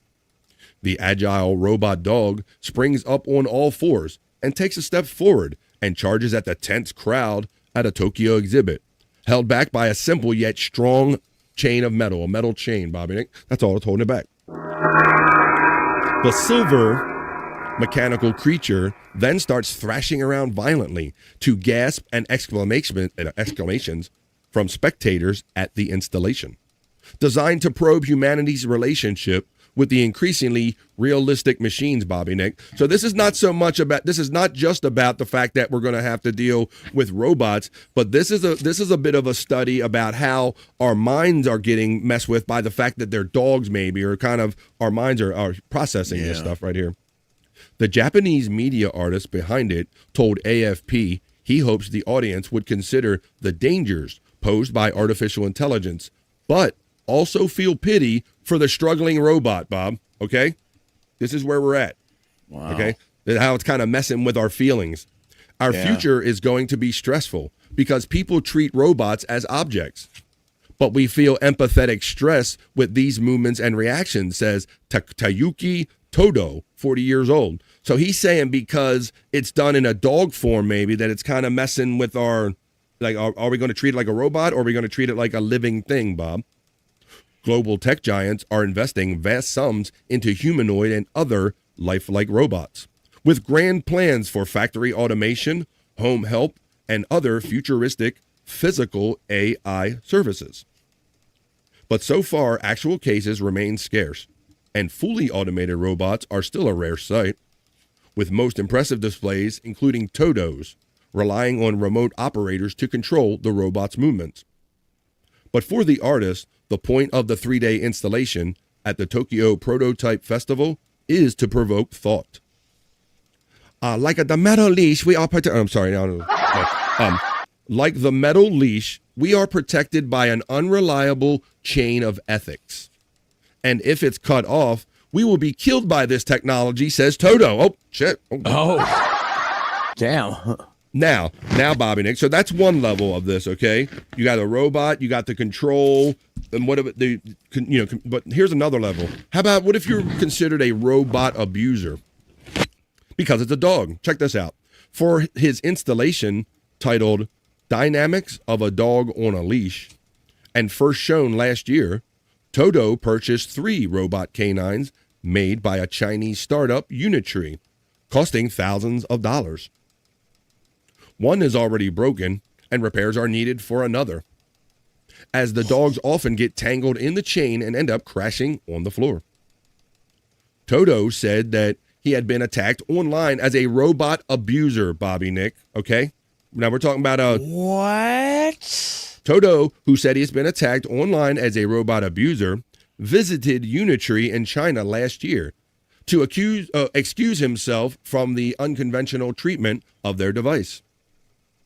The short hourly display on show through Saturday in a business district skyscraper is drawing large crowds, with many spectators, including children, curious to see a robot of this kind for its first time.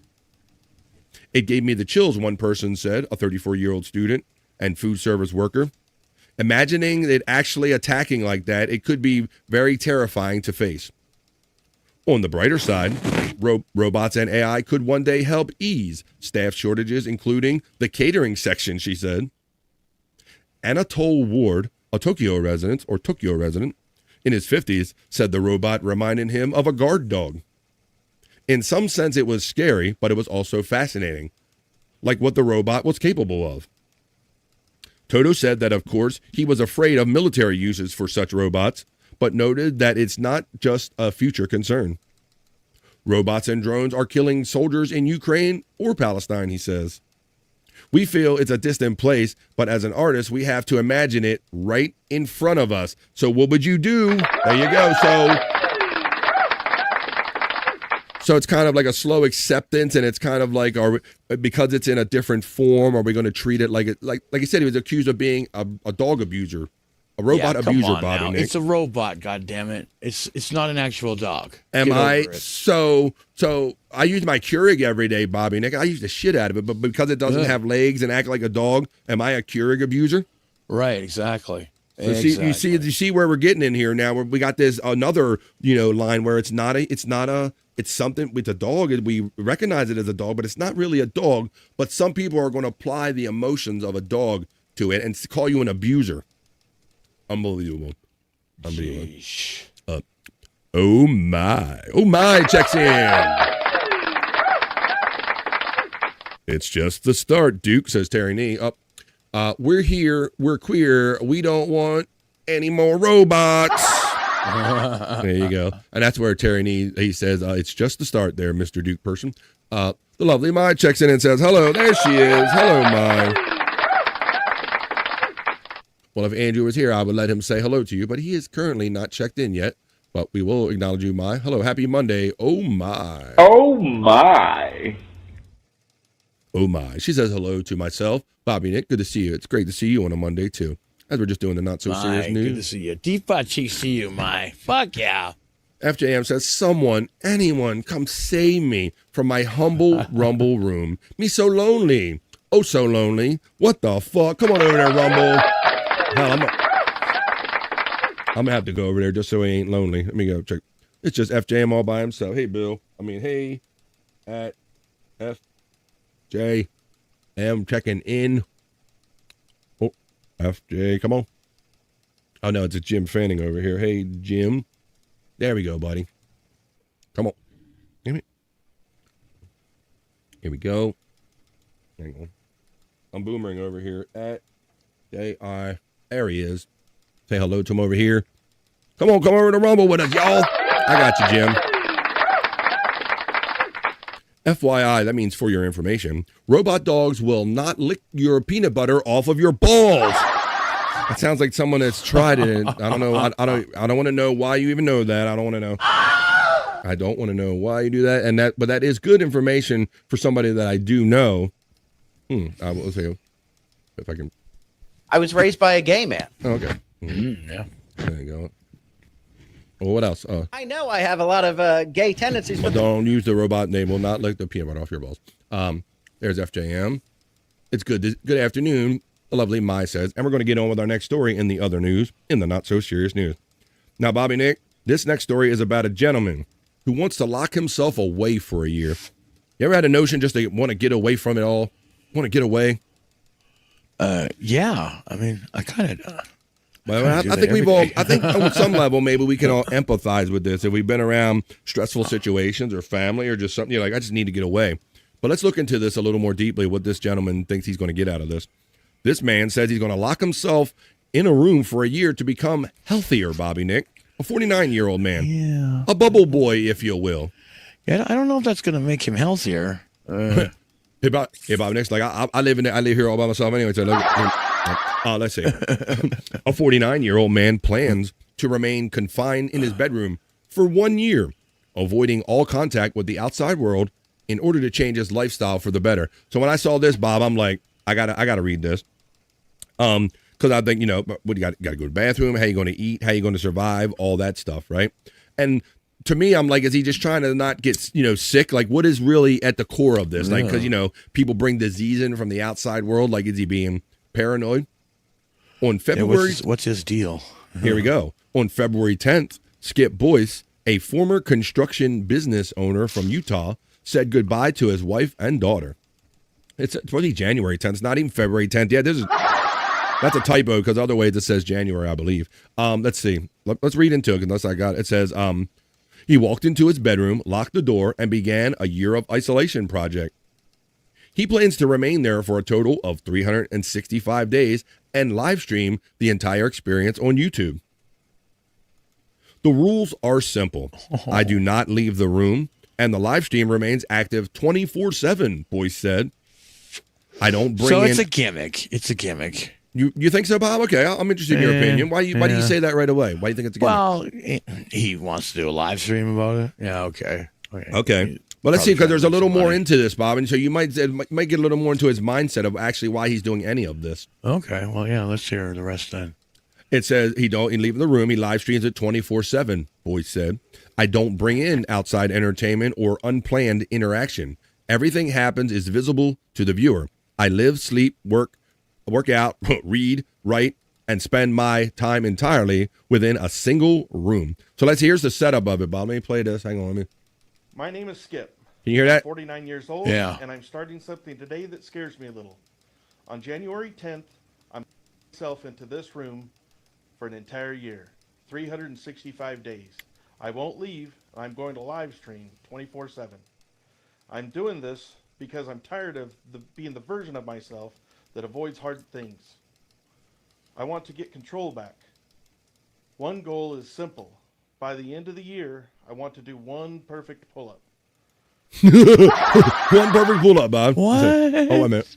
I mean, there was more to it, but here, we'll play more. Pull-up is the proof, but the real goal is rebuilding who I am from the ground up. This is day minus 70. I'm starting the preparation now. If you want to follow in the process, stick around. All right, so that's one video, Bobby Nick. Skip claims his room is physically separated from the rest of the house and that he has everything he needs to survive by himself. He has a bathroom complete with a shower and a bathtub, an improvised gym, some closets, and a streaming setup to broadcast his experiences at all times.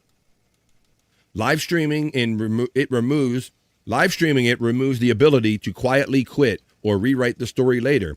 It keeps the process honest, the 49-year-old man claims, Bob. But he thinks that being in a room is going to, he says something about, so I'm not the guy that I always am, or, something like that. Like, that's going to make a difference. As for why he came up with the idea of isolating himself from everyone, including his family, Skip Boyce said that it was to change his lifestyle for the better by forcing himself to avoid bad habits and incorporate healthier ones. Let's see, I think we watched that one already. This isn't about shock value, Skip said. I wanted to create a controlled environment to step away from constant stimulation, reestablish discipline, and rebuild habits around health, focus, and accountability. Stopping some of the bad habits I had has been probably easier than I expected, like stopping to drink Coke has been nice. Almost 3 weeks into his year of isolation, Skip claims that he has already seen positive changes in his lifestyle. He exercises more, has a healthier diet, and his mental health has improved considerably. However, not everyone believes this project will have a positive outcome. This is extremely unhealthy, and I hope it's a bit, one ex-user wrote. You need sunlight. You need regular exercise. You need social interaction and fresh air. Is there a shower in that room?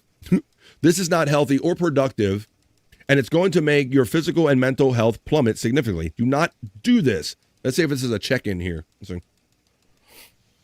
Well, I'm quitting. That's right. I've had enough. I'm quitting. I'm quitting on myself. It's been a really hard 4 days in the room. And usually what I would do is I would quit on myself. And this year is about succeeding. Is it Melton? Somebody says, is it Melton? Pushing through. I'm upset with myself. I'm upset that things aren't going the way it's supposed to. Like, reading is harder to start than I thought. Playing the guitar is harder than I thought. Working out is harder than I thought. Doing the stream is harder than I thought. But I go back the 16 days and I think of all the progress I have made. I feel better as a general whole. I'm losing weight. I've met a lot of good people that are helping me out, which is amazing. I move things on one side of the room and then back against the steering. But I am quitting. I'm quitting on myself. Because that's what I do. I quit on myself. That's why I'm this big. That's why a lot of the problems that I have. That's why I don't read as much as I should. That's why I don't know how to learn the guitar. I've started the guitar many times. Many times. That a fucking cheeseburger would come in my mind, that'd be it. I learned Spanish many times. Many times. If you want to see just a regular guy not quit on himself, follow me. I know that this is the first real content I've done at Instagram or TikTok for a little while. And the reason why is just how hard it's been in here. It's been hard. Not too hard that I'm going to quit. I won't quit. All right, he's not going to quit, Bob, so he says. Others have warned Skip about the dangers of isolating himself for an entire year, but so far, he remains convinced that cutting himself off from the outside world until January 10th of 2027 is the best thing for him. That's what he thinks. That's it. That's kind of the end of the article right there, Bobby. So I don't know if it's bullshit or helpful, or you think you can put yourself in a room and just cut yourself off from all your all the things that might tempt you, and all? Is it that easy? I don't know about that. I mean, I live alone and I don't even go out, but I mean, there's still so many ways to get things that are unhealthy for me. So yeah. Maya has a great comment here. She says it would be more memorable if he spent time with his family and shared that moment and process with them instead of the rest of the world. You make a fine point right there. And that's why I made the point earlier, Maya, is that many of us all have this sensation when you're overstimulated by your family, like, I would like to lock myself in a room and just have the world leave me alone for a while. But eventually that goes away in a minute and all. But because some people think that they blame the family or the process, Bobby. And they get like it's their fault that he's fat and can't concentrate or whatever like he's Space Nerd said, he has difficulty concentrating on reading and stuff. Yeah. What's up? Happy Monday, Matty Ice. I'm going to bring your boy Andrew in just a second. How about let's do this now in between stories. So, yeah, I don't know if locking yourself away in a room for a year solves all your problems, but that gentleman thinks he does in the not-so-serious news. Let's see what this gentleman thinks about any of this, and let's talk a little bit of sports and maybe some Royal Rumble. I don't know if he knows any about it, but let's bring him in now. He is Andrew the Giant. Do you think AJ Styles is going to go to TNA to finish up?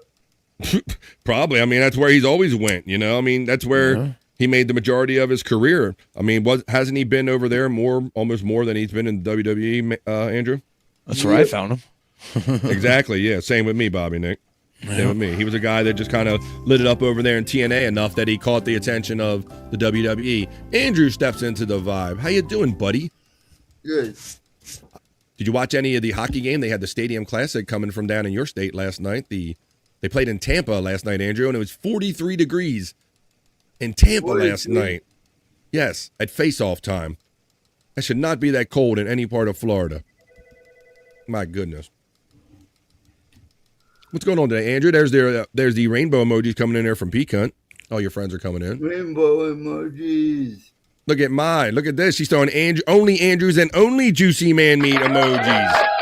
Only Andrew, only Juicy Man Meat. Look, doesn't even smile. Look at that, guys. He's got a woman putting up his name, his emoji, and freaking calling him man meat every other word, and he's like, whatever. Matty Ice, you get acknowledged. What did you think? Our friend Matty Ice had a question for you. We have some Matty Ice saying, "Hey, buddy." Hey, Matt. How are you? Let's see. Our friend we had some Rumble questions coming in earlier. Our friend, Terry says, it's funny. I was feeling cabin fever last week. Told my wife and family that I'm on vacation. I'm here, but it's not me, so don't talk to me. Painful to watch a quitter. I never quite works fully, does it? This stepladder was missing the 2 top rungs. Perry's weenie has been isolated. Somebody thought, what do you think about Roman Reigns, and what did you think about like Royal Rumble in general, Andrew? Royal Rumble, go. I thought it was good that they solidified Roman at the top. Okay, there you go. All right. What do you think about the ladies wrestling and still in the neck down costumes there, Andrew? I don't like it. Do you think if they had any female wrestlers over there, and when they came to the United States, do you think that we should encourage them to take off their neck down things and be more like the American women? Should it only work one way? I think it should be reciprocal. All right. When in Rome, you do what they do. If we're doing what we're doing when we're in Rome, then other ladies should do what they do when they come to our Rome, if you will, there, Andrew. That's what I think. All right. Well, there you go.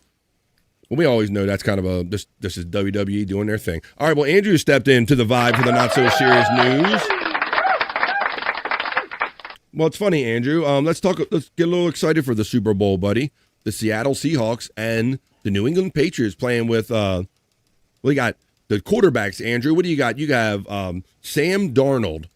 Amazing. Who would have thought Sam Darnold would have made it to the Super Bowl before Lamar Jackson and Josh Allen? Sam Darnold.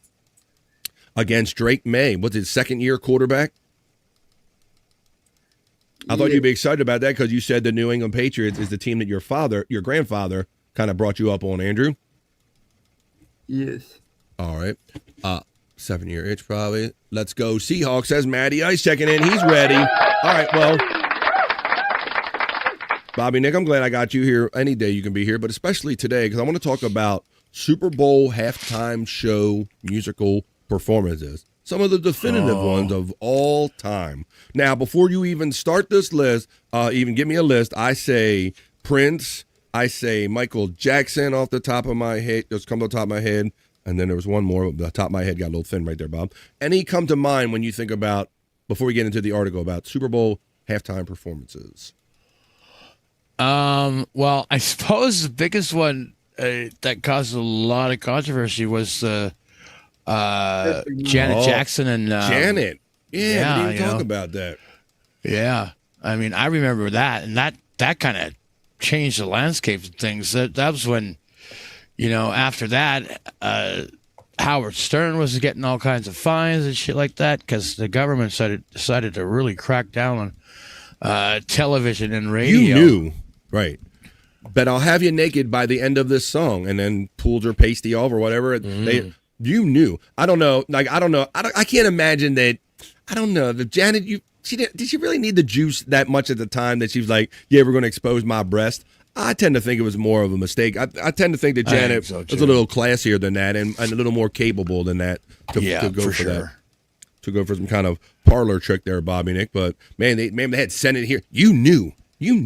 Well, let's talk about some of these halftime shows. I already see some comments coming in on them, Bobby Nick. There's one, the picture right there. Who's that? That's that Maroon 5 and Kanye. Who else we got there? Some other random brother. Let's see. Often referred to as the world's biggest stage, the Super Bowl halftime show can draw upwards of 100 million viewers. But the game break entertainment wasn't always pop culture spectacle it is today. Before Michael Jackson's 1993 performance, it was mostly marching bands and performance ensembles taking the field. As the world gears up for Bad Bunny, February 8th performance we look back at the headliners that helped turn halftime into a full-blown extravaganza. And because the Super Bowl calls for competition, we're ranking the performances from worst to best, starting with Maroon 5 in 2019. The controversy between the NFL and players protesting social justice meant most artists turned down performing at 2019's Super Bowl in Atlanta. Maroon 5 singer Adam Levine was announced only a couple weeks before the game, and the band could only recruit hometown rappers Big Boy and Sleepy Brown to join them. Travis Scott was also a late ad after he negotiated a donation from the NFL to a social justice cause. So let's get into some of these, Bobby Nick. Who we got here? That's Black Eyed Peas. 2011, Black Eyed Peas. After a stretch of classic rock superstars playing halftime, Paul McCartney, the Rolling Stones, and The Who among them, a new producer was enlisted in 2011 to inject production with freshness. Instead, we got the Black Eyed Peas. The at least cameos by Slash and Usher were watchable. So yeah, I remember that kind of Slash did a guitar thing, Bob.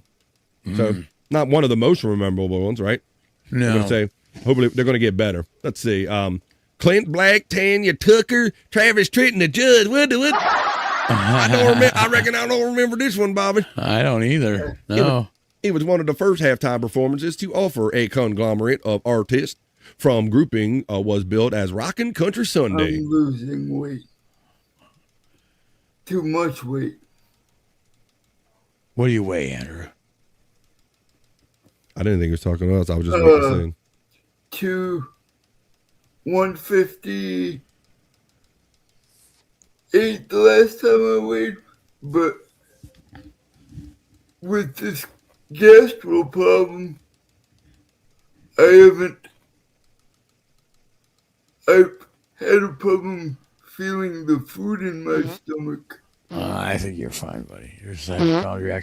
You know I was in the middle of a sentence and doing the news, right? When the Rockin' Country Sunday, when it landed at the Georgia Dome in Atlanta in 1994. The performance ended with a group of sing-alongs to the Judge, Love Can Build a Bridge Between Your Heart and Mine. I like that. That's one of my favorite country songs right there.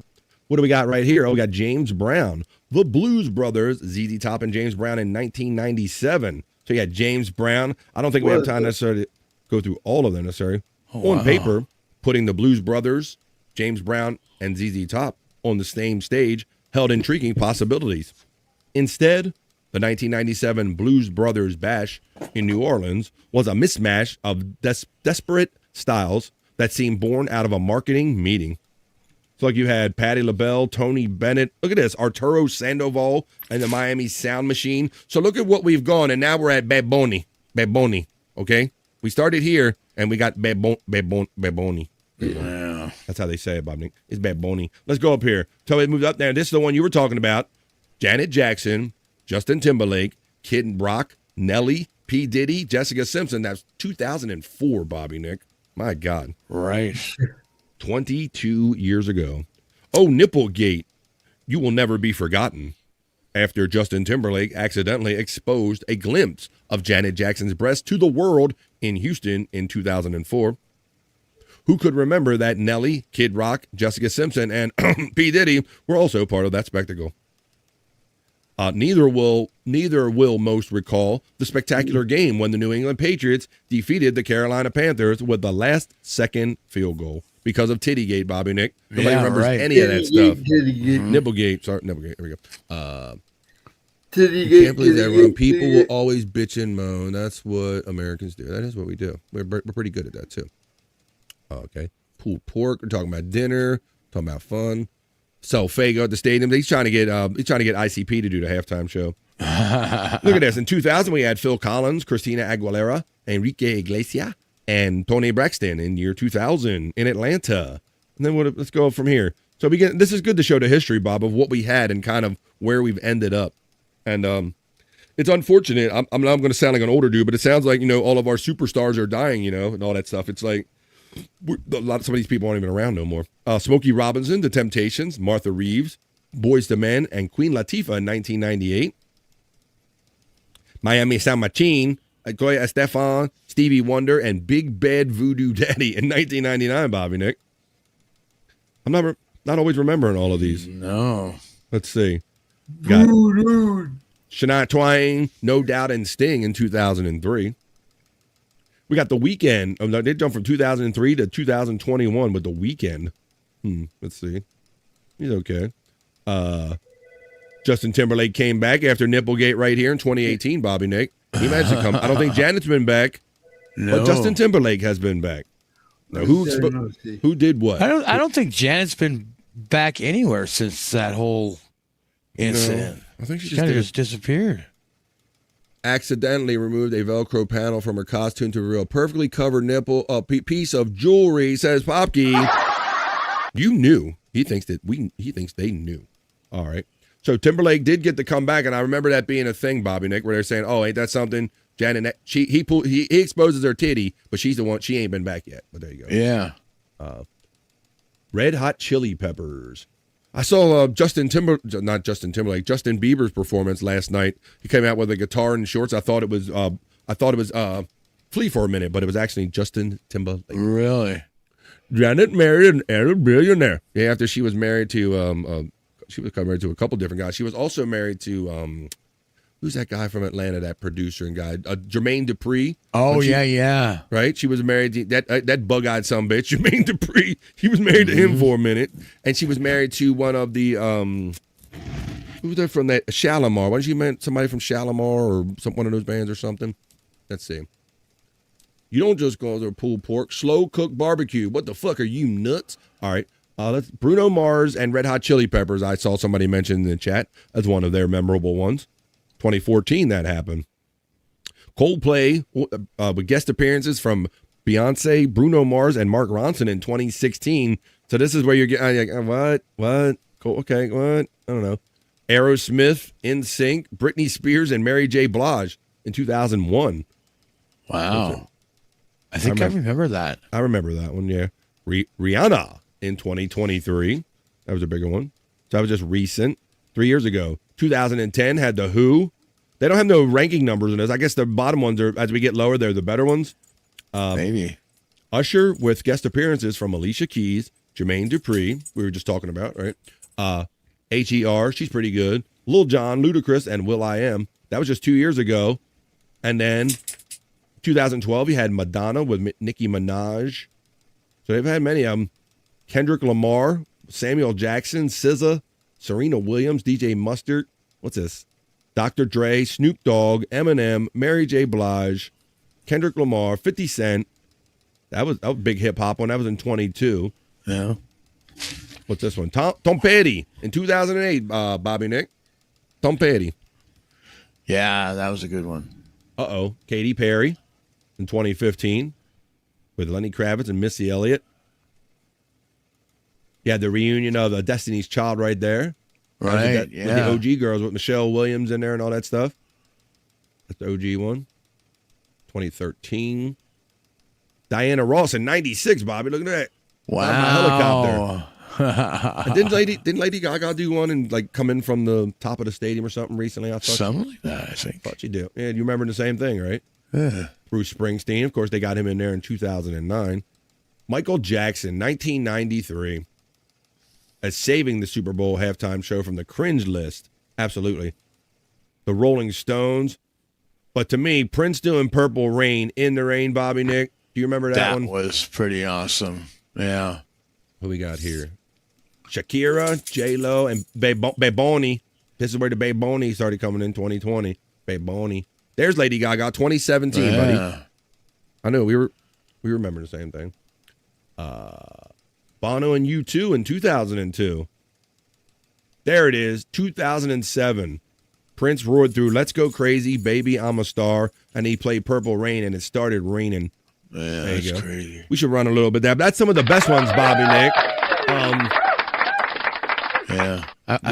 I wish at one point they would have had like AC/DC or something like that, you know? Yeah, I guess what is the hardest over that list? I guess Aerosmith was kind of the hardest thing on that particular list, right? Slash got close to being a GNR or whatever, but yeah.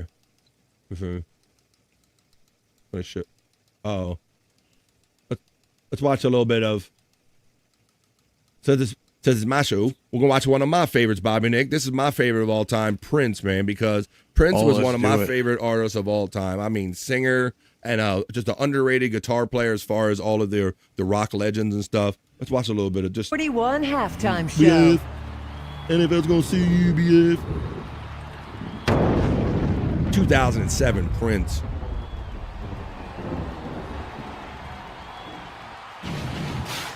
And I remember wondering if the rain was going to affect the halftime show, Bob.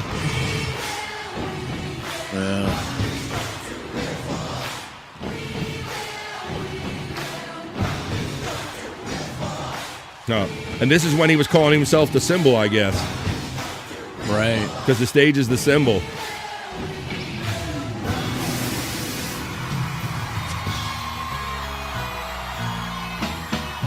The artist formerly known as Prince. Yeah. You know you're mad at a record company when you're like, I'll change my name to a symbol, you some bitches. Yeah. And there it is. We are gathered here today He was mad. He was mad at Warner Brothers Records, the way they were kind of managing his catalog and his affairs and stuff, and he had a disagreement. And he said, I'll change my name, damn it. You won't even get Prince. You won't. Oh no, let's go. You don't lie. The world we're living in. Take a look around.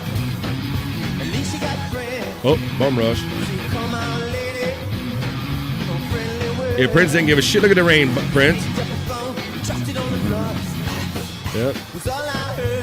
Are we gonna let the elevator bring us down? Oh no, let's go crazy. Yes. Prince gonna sue you. Let's go to this. Show a little bit more of this. Don't it feel good?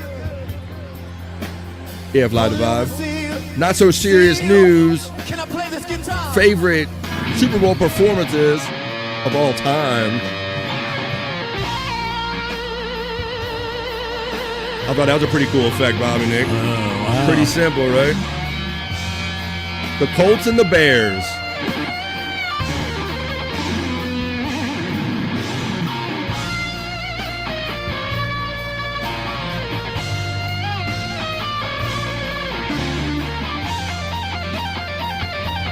BF.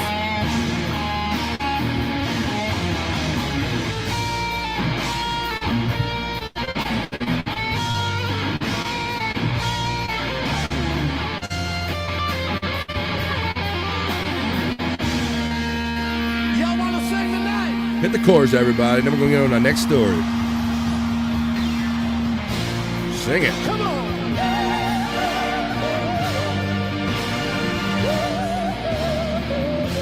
I can hear you. There you go. Come on. BF.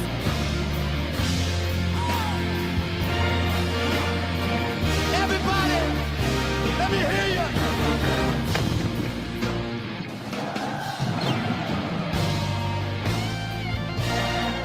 Those like paper mache doves. Yeah.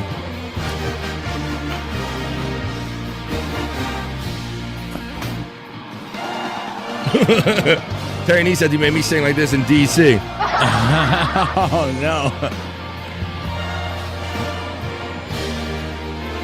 That's a Super Bowl performance, damn it. That's a superstar. Well, yeah. That's how we liked it. It sucked how Petty and Prince died that Fenty shit. You're fucking right, Jerry Lahane. I'm fucking hella pissed off at all that shit, man. And those doctors that just hand them out like chiclets and shit like that. Jerry Lahane makes a good point, man. Yep. Prince does rule, Space Nerd. Awesome. I'm more of a curling fan. I'll be smoking weed and watching some curling during the Winter Olympics. I know we're having a lot of fun here on BF Live The Vibe, Bobby Nick, because we are almost at the end of hour number 2 of what's supposed to be a 3-hour show.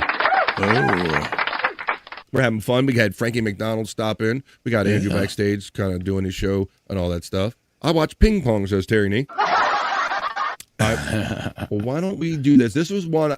You're not going to believe this one. We got time to do a couple more things. Let's see. Bobby Nick, this was one in the. I can't believe what I'm about to say. We're going to do another AI story. This is the second AI story, buddy. Really? But, Bob, this is going – I could almost did a WTF with this one, Bob, because this isn't your average AI story, Bob. You know, with AI, the best part of AI is that you can literally just make anything that comes to your imagination, right? Yeah, for real. And like anything, Bobby Nick. So why in the world of AI would anybody make on purpose AI-generated conjoined twins? Why would you do this on purpose, Bobby Nick, and try to get them go viral? I don't know. But I'm going to tell you about it. This is just wrong. Like to hear it? Here it go. Is this a kink? Why are we doing this on purpose? And what? Let's see. AI-generated conjoined twins, Valeria and Camila, are taking the internet by storm, Bob. The conjoined twins are the latest AI influencers to go viral on social media, gaining hundreds of thousands of followers in a very short time. And here I'm over busting my ass, doing 3 hours a day, Bobby Nick. And all I had to do was be a hot AI conjoined twin. What niche is this filling? Exactly. Wait, Space Nerd's like, wait, what? Hang on, Space Nerd. With more and more AI models and influencers competing for real human attention, creators have to, well, get creative when designing their avatars. Flawless skin, perfect figure, and dazzling eyes just aren't enough to cut it on social media today. But the AI conjoined twin niche is apparently ripe for the picking. It's supposed to be ripe for the picking, young writer. Ripe, like a ripe fruit off of a vine. Ripe for the picking. But I digress. Watch when I show you this, Bob. Enter Valeria and Camila. Probably the most attractive conjoined twins the world has ever seen. A quick perusal of their Instagram page tells you they are digitally rendered avatars, not real people. But many of their 280,000 followers don't know or simply don't care. The comments section of their post is always full of compliments, invitations, and heart emojis. Invitations, Bobby Nick. Come over to my house. Look, Bob. Look at. What the fuck? What are we doing, Bob? Bob. I don't know. There's something wrong here. Bob. What are we doing? Like I said, we're talking about AI conjoined twins, okay? What you can literally make the world whatever you want it to be. Who needs this? What niche is this filling for these sick people out there? I don't know. Crazy, but let's see. Let's continue on. Let me show you the bring my other screen back. They want one mouth on the cock and they want the other mouth on the balls. I think that's what's going on. My goodness. The creators of the Instagram's most popular conjoined twins even created a backstory for them, Bob, complete with AI-generated childhood photos and made up stories about their daily lives. This only made their fans more invested in them, to the point where they ignore the fact that they aren't real. Our spines were dangerously fused together. Once again, not real. So we had to undergo several surgeries, not real, and operations, not real, throughout our lives after birth. And that's why we have these beautiful scars, Valeria and Camila, revealed in one of their posts. Not real, folks. Not real. If someone was making fun of a condition me and my twin had, I'd definitely sue. Oh boy, says Space Nerd. Look, here's another. Look at. Unlike other established AI-generated influencers, Valeria and Camila never disclosed this important fact, leaving followers to wonder if they were actual humans. This has led some people to believe that people behind their account may have nefarious plans, such as attracting as many fans as possible on social media before directing them to a paid content platforms. We'll just have to wait to see. Well, that's what a lot of people do, so I don't see what's so weird about that. And that's kind of it. There you go, guys. That's the end of that story. Conjoined. What? Like. No question is off limits. Oh, Keep it calm. hang on, let me. Oh, wait a minute. Hang on. Let me go back. I thought I was going to. One more. No question is off limits. What? Hang on. No question is off limits. Keep it kind and comment below for the Q&A. Wow. What the fuck? Conjoined twins, our next story, and they're not so AI conjoined twins. Like it's what? Yeah, like you. I don't know. I don't understand, Bob. I don't either. Oh boy. AI Conjoined Twins. And Bob, they have 280,000 followers. Abby and Brittany Hensel have to be pissed about this. Yeah, that's those two real ones that we see all the time with the kind of kinky hair or whatever. We see them all the time. Space Nerd she says, we are in the collapse, Terry. If you have sex with one, it's technically a ménage à trois. I don't know. I don't know how many the vaginas or the impulse they have, but if they, all right, let's go. Oh boy. Well, there you have it, Bob. That I couldn't. When I saw AI Conjoined Twins, I'm like, what, and why? That's crazy. Well, we are pushing it here on BF Live the Vibe, but we are having a fun ass Monday. You guys have totally changed my mindset. I haven't even thought about the cold weather or how I love the fact that I'm being here with you guys in the chat family. Bobby Nick, I got a sports story I'm going to bring Andrew in for, and then I'm going to do a bikini report, buddy, with this extended kind of thing we've been doing here today. Let's do it. I don't know if he's riding a roller coaster, raising his hand. What's he doing, Andrew? What the hell? Trying to lift my screen up. Andrew, I have a sports story of sorts here, a boxing story. Did you see the viral video of Jarrell Miller's hair getting knocked off of his head during a fight with Kingsley Ibea? Did you see this? No. Yes. No way. Bobby Nick, this brother wore a freaking hair system during a boxing match, bro. No.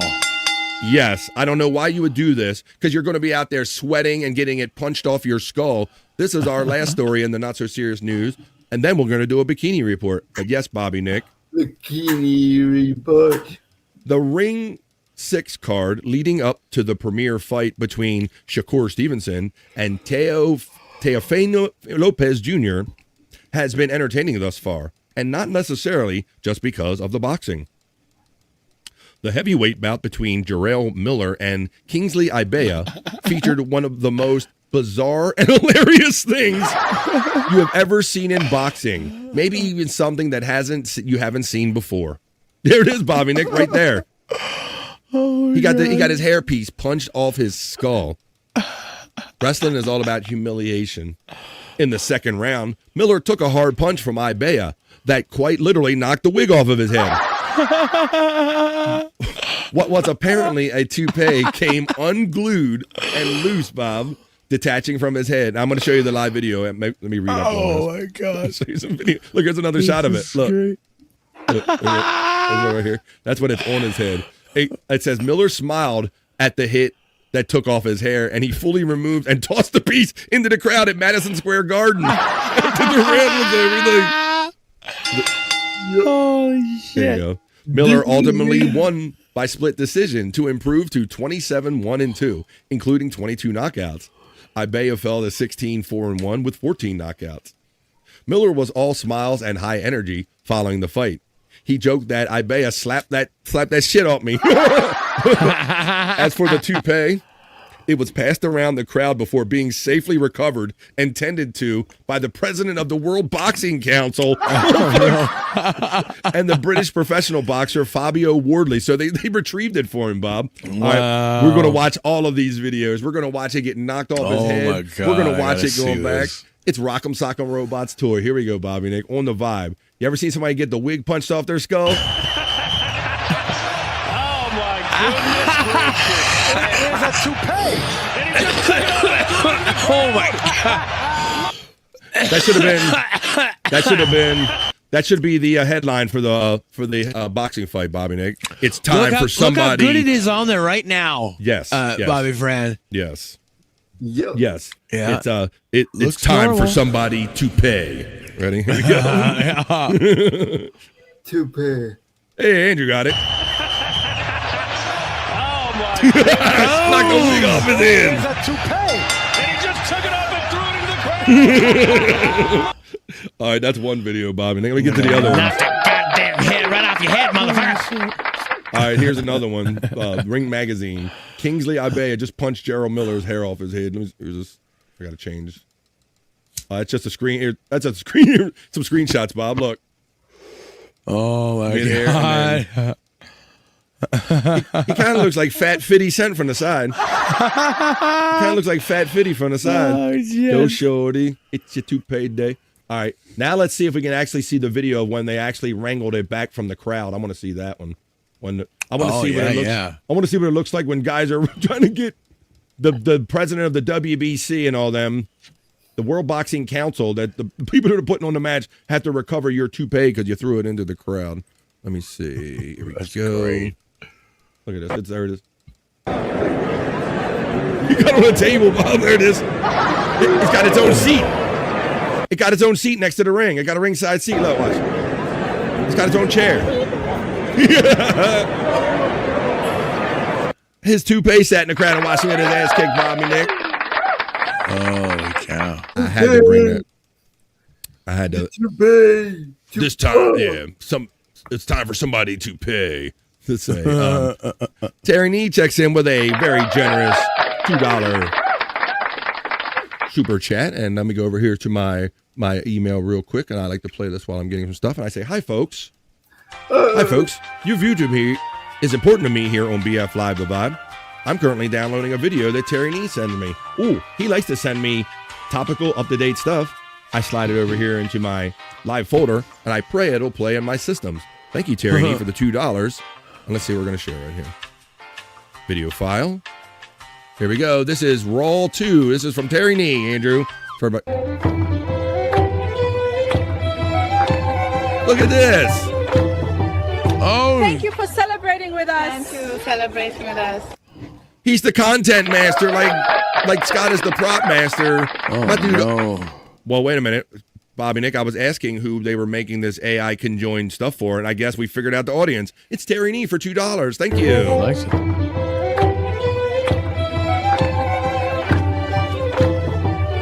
Thank you for celebrating with us. Thank you for celebrating with us.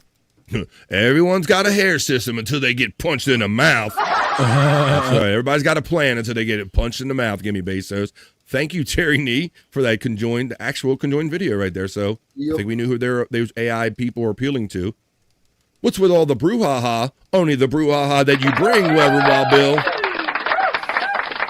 Are you done Krogering? I thought I heard on the morning high at 10 a.m. East just before the Vibe that you had to go Krogering with the missus today. I hope you had successful Krogering down there and you're staying warm down in Florida, even where, I mean, you're in the ATL, actually. You're not even down in Florida. Certainly cold there, too.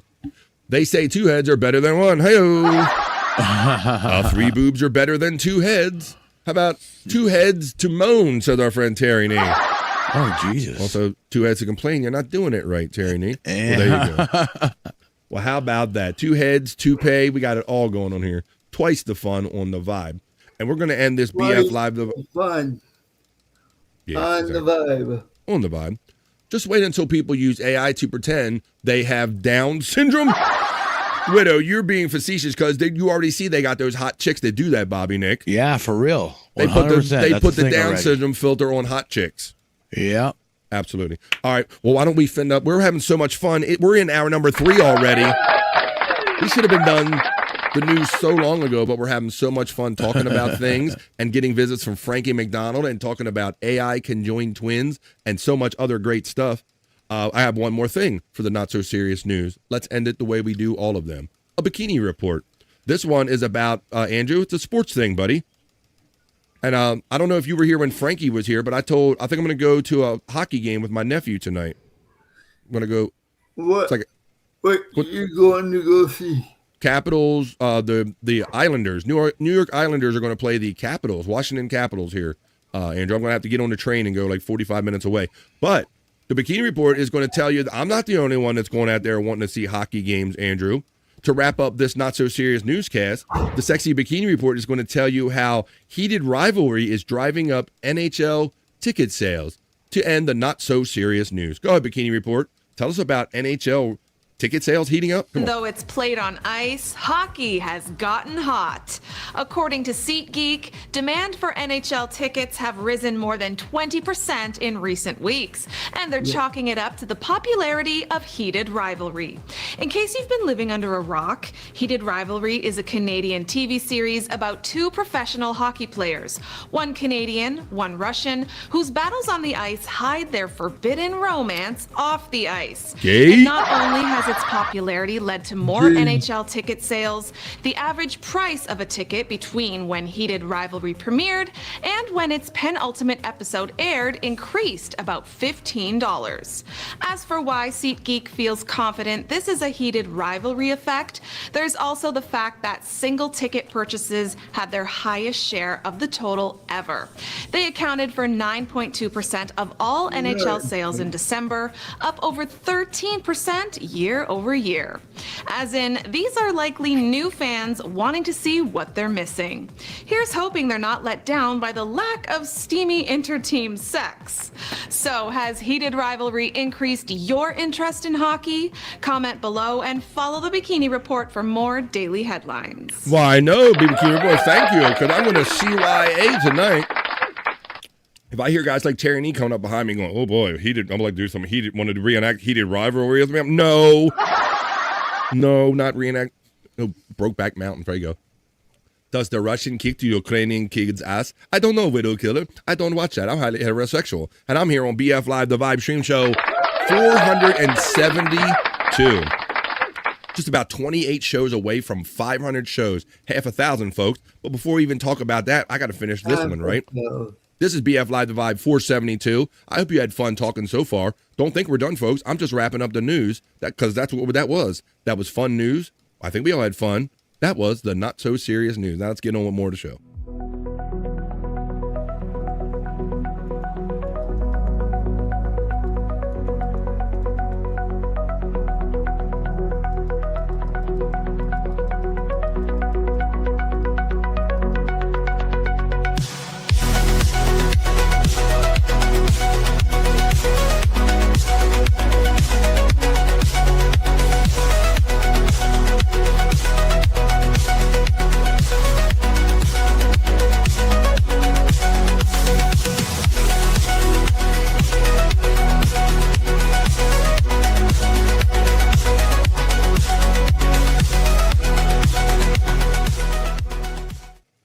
Having an awesome time in the midday on a Monday. A cold Monday, 26, where I'm coming at you from here on the East Coast of the United States. We're going to take a little piss break right here as we end up the not-so-serious news. But don't think we're done having fun, folks. When we come back from this brief 2.5-minute piss break, we're going to do Perry Talk. We're going to rock you like a horoscope. And we'll see what other fun we can get into in the time we have left here on BF Live, the Vibe today. But why don't we take a little pause for the cause right now? I got to go to the bathroom. Maybe some of you do too. This is your chance to get up, folks. Get a little exercise. Let the blood flow back into your wrist streaks. Run through your fridge. Grab a drink. Grab a smoke. Grab a snack. Grab a friend and tell them that the midday fun is happening Monday right here on BF Live, the Vibe. You don't have to wait. Don't wait till the nighttime at the end of the day to have fun. We're doing it right now. And after this brief 2.5-minute piss break, we'll continue to have fun by doing Perry Talk, rock you like a horoscope, whatever fun stuff we can get to with the time we have remaining. 2.5-minute piss break, folks. Ready, set, go. Run what you need and come back for more of the show right after this.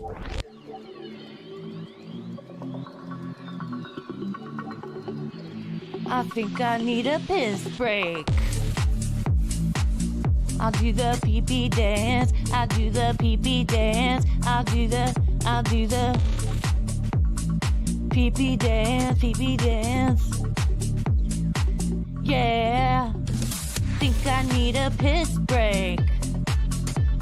I think I need a piss break. Yeah. Oh, yeah. I think I need a piss break. I do the pee-pee dance.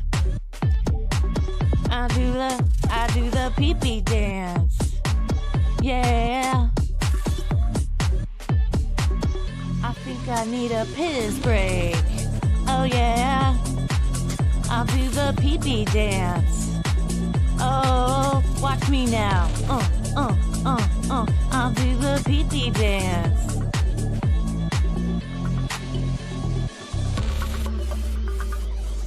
Come on, give it to me, that pee-pee break. DJ, hook it up. Drop that beat. Yeah. I'll do the pee-pee dance.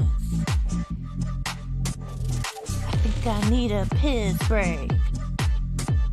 I think I need a piss break. yeah, yeah. Watch me now.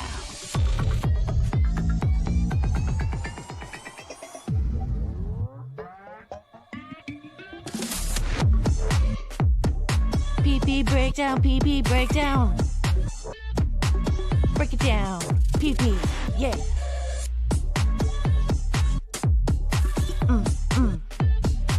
Think I need a piss break. I think I need a piss break. I think I need a piss break. Oh, yeah. Wash your hands. Don't be gross. I know you touched your pee-pee. It's okay. It's allowed. You can touch your PPs if you want. It's yours after all. All right. But why don't we continue here? I got a fun little clip I want to play between segments. And then maybe we got to go over there on Twitter X, because I read on, before I got on stream today, I read on Twitter X that there's going to be a Perry stream tonight because it is February. So let's get excited. We can kind of remember what the latest and greatest things we were talking about. We can see if he got in the snow any. We'll go over there and do a little Perry talk right after this, and we'll do Rock You Like a Horoscope, and we'll see if we can play. Maybe we'll try to fit in America's favorite new game show at some point. But right now, shout out to my friend Tay Boogie, who was a guest of ours last week. We played a series of these, Bob, when he was here, and I got more of them, and they keep coming up in my feed, I guess, because I like them. But I like this because it just shows we're all kind of the same, but for our differences, I think, right here. So this is taking my friend to do white people shit and taking my black friend to do black people shit. Watch. You'll see it. Watch. Self-explanatory. If I unmute. Do white people shit. Welcome to taking my white friend to do black people shit. Today on this episode, I'm taking my white friend to get chicken in the trenches. Guys, look at the fucking area Solo has me in. Black Jesus? Yes, that's black chicken. Black Jesus. I need some black chicken. Oh my God, I can come in here and buy a chicken and a black and mild? Yeah, you like barbecue sauce, don't you? He got chicken. He said I can come in here and buy chicken and a black and mild. You look like barbecue, bitch. This a 40 though. A 40? A 40. A 40. A 40. Some a chicken wang? No, it's a 40. Yeah, chicken. And some 40. See, he still couldn't do it. It's a 40. I'll be right back. What you want to go get? Prepared for this. My brother from another color. What up, Queen? Hey. How you doing? Is that Harriet Tubman? Where? It's not Harriet Tubman. Kind of 40. Sometimes you guys, they all look alike. Sometimes you guys all look alike. The bag is from the grocery store around the corner. I know. The bag is from the grocery store around the corner, Bobby Nick. Oh, bro. I didn't know you guys recycle like that. Oh. You said what? You know some shit is real when they got the sane eyes, and I think I seen them with the OE too, Sizzle Chest, with the old English. That's what I'm talking about. I kind of enjoy is that what he's got? I think he's got the OE. Yo, mama. These are good. Here's whoever made this chicken. Yeah, they got the OE. Welcome to taking That's his mom. I'll run it one more time. Watch it. my black friend to do white people shit. Welcome to taking my white friend to do black people shit. Today on this episode, I'm taking my white friend to get chicken in the trenches. Guys, look at the fucking area Solo has me in. Black Jesus? Yes, that's black chicken. What up, Walt? I need some black chicken. Oh my God, I can come in here and buy a chicken and a black and mild? you like barbecue sauce, don't you? No, I don't like barbecue. Straight barbecue and out today. Yeah, you look like barbecue, bitch. This a 40 though. A 40? A 40. A 40. A 40. Some chicken wang. Yeah, 40. And some 40 OE. He still said it extra white, Bobby Nick. He tried it. It's a 40. I'll be right back. He said it's a 40. My brother from another color. What up, Queen? Hey. Is that Harriet Tubman? Where? It's not Harriet Tubman. What up, Queen? Sometimes they all look alike. Sometimes you guys all look alike. The bag is from the grocery store around the corner. I know, bro. I didn't know you guys recycle like that. Oh. You said what? That's what I'm talking about. I kind of enjoy oldies. Oh God, he kind of enjoys the Yo, mama. These are good. Here's whoever made this chicken. Steel Reserve is the white OE. Welcome to taking my. That's awesome. There you go. See? I love that shit. I love that. That's awesome. Oh, it hit me again. You're hitting me again. Let me see. I got it open, Terry. I'm ready for you this time. Terry Nee hits. I'd say it again. Terry, thank you for the 2, my friend. I appreciate that, man. I appreciate all the help I can get. I'm going to download the next thing that Terry Nee has for us in my mailbox right here. I'm going to play it for you right now because he was nice enough not only to send me some content, but to send me $2 to let me know that I had the content. Thank you, Terry, buddy, for sharing it on the fun. So I'm going to share it with you right now. Like to see it? Here it go. Terry Nee, thank you for the 2. And this is Raw 3. There's another one. Unconjoined. Oh, they came separated. Oh, shit. Oh, they hit him so hard they came separated, Bobby Nick. They started out conjoined and they... Uh-oh. Watch this again. See, they conjoined now, right? They conjoined now. Yeah. But they're going to get slammed so hard, they're going to get separated, Bobby Nick. Watch this. That's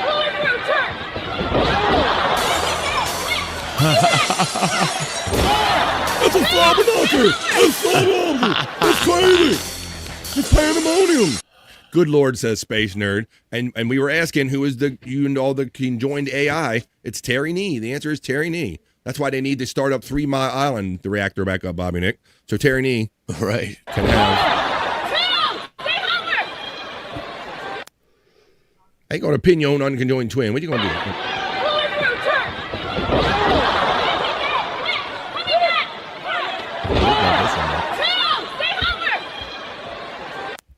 All right, there you go. Thanks, Terry. I appreciate your silliness. There you go. This, ladies and gentlemen, this is why they're opening nuclear reactors at 3 Mile Island, and they have to build more and more power stations, Bobby Nick, so that we can build AI setups that can gobble up all that energy to make conjoined twin videos, right, bud? Mm-hmm. This is where we're at in the world. That's what it's coming down to. I don't even think I'm exaggerating. The sad part is, I think I'm exaggerating a little bit. That's what they're doing. No. All right. Well, Bobby. Could you be more specific? Bobby Nick, I have a question. Yes, Andrew. Could blood pressure medications make you hallucinate a little bit? I don't know. Why are you? Throw it out in the chat, everybody. Do blood pressure medications make you hallucinate a little bit? Like, when I'm saying things about, like... your health? My gastro stuff.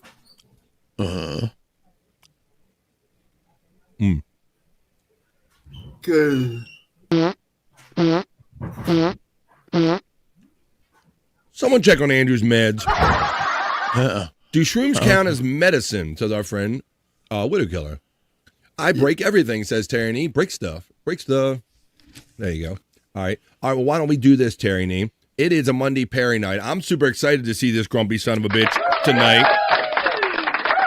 I just know that he's going to confirm our suspicions that he's not been out in the snow the entire month of January. He'll try to blame us. He'll try to say, well, you had me do these members-only shows. He might have done 2, folks. So why don't I run my little element, make my way over to outside apartment 102 and use that camera. Let's have a little fun in the midday and get excited for PCL coming back tonight. It is February, folks, as I go run my element and we get into a little midday afternoon Perry Talk.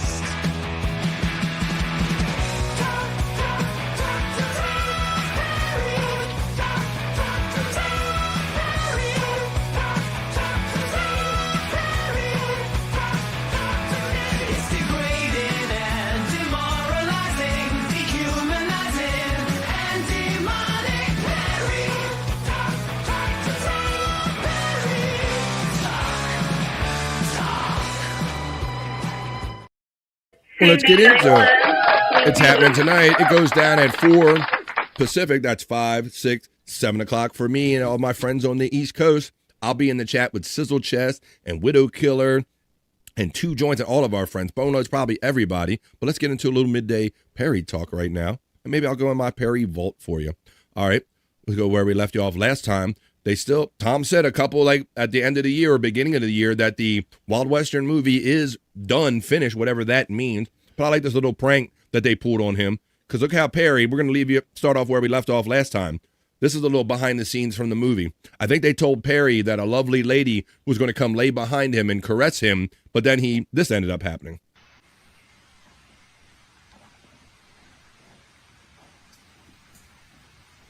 Because look how it has to be a lady, Bobby, Nick, because he's not bothered by it. If he knew that this was a dude in a thing, he would have been creeped out body-wise from the get, bro, right? So he totally believes that this is a lady nuzzled up to him, is what he was told, probably. He's not fighting. There's the hand. What's he say? He says, you're the only woman that understands me. It says right there in the captions, okay? Now watch out here.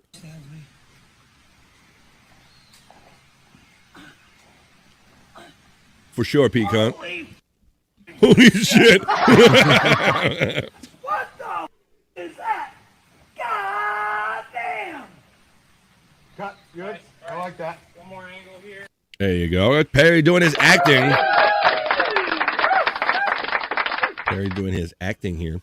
And that's was a lot of fun. That's 3 minutes. I won't, that 2.5 minutes. That was so much fun. We went over there last time we did Perry talk. The pickup when, look at that fanny pack. That fanny pack is huge, bro. There, Terry, give me my goddamn phone. I got it. Give it to me. Look at that thing. I got it. I'm gonna shit my motherfucking pants. I don't know. Poopers today, man. I'm really bad. What happened? Wait, sorry we're late, Pop. Perry had to take a real nasty dump. Oh, man. I need to take a shit. Really? Very bad. So he did one before and after Bobby Nick.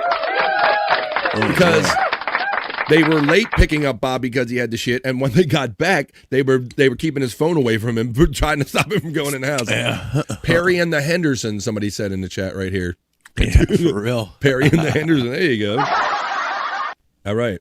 The guy in the back and all but the hug. I like that. Perry and the Hendersons. What's your favorite Perry story? Interesting.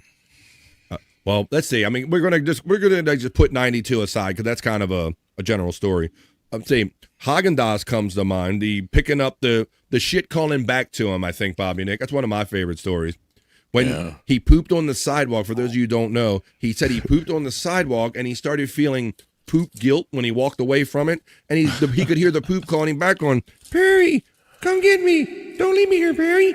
Perry, come get me. Yes, he thought a turd was talking to him, ladies and gentlemen. So he went back and picked up said turd, walked into a Haagen-Dazs ice cream place with turd in hand, asking where the bathroom was, and then thought it was a good idea to ask to shake the manager's hand when he came out, Bobby Nick. Well, that's one of my favorite Perry stories. It's crazy. That was a crazy stuff. One. We have, that guy's nuts. Grab him. Perry looked up, says Widow Killer. He did. Shut the fuck up. He did, in fact, on that call said, you look up and you see a guy blowing you. What? Look up.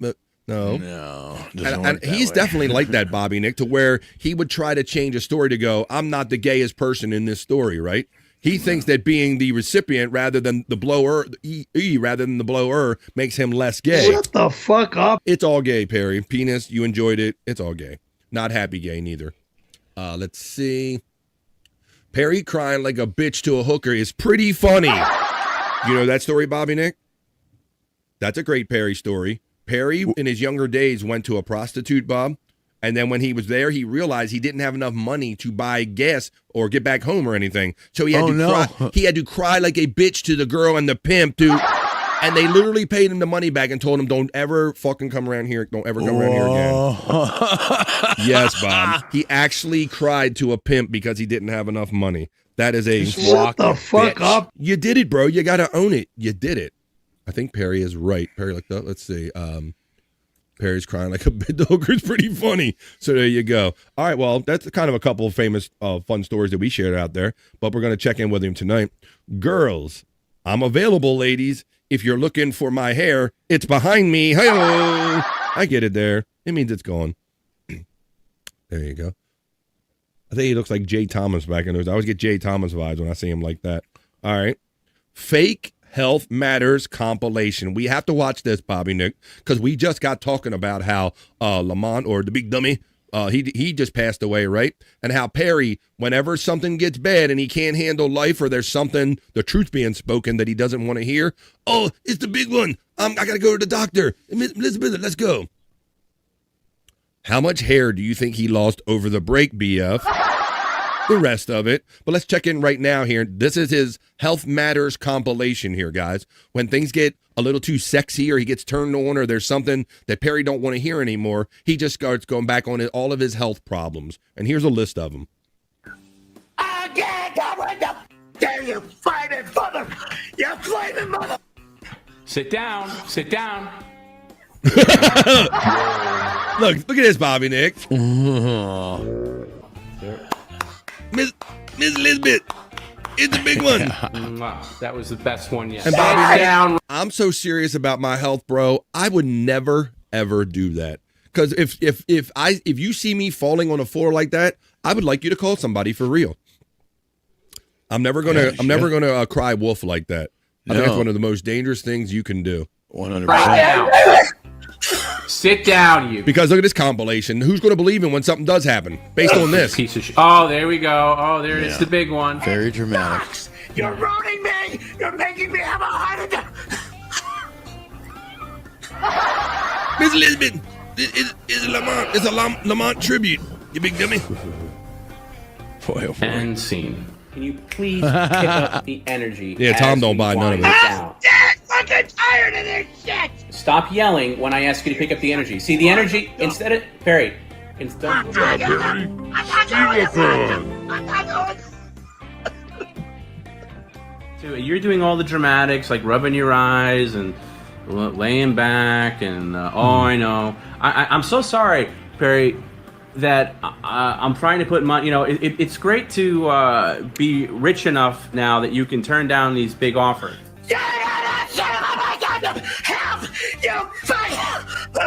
Oh, he's doing the same thing right now. You watching us? Yeah. You fake son of a bitch. Right. FJM says, what if I did that? Right. We'd be like, oh, yeah, right. I'm sure, FJM. We respond to you, buddy.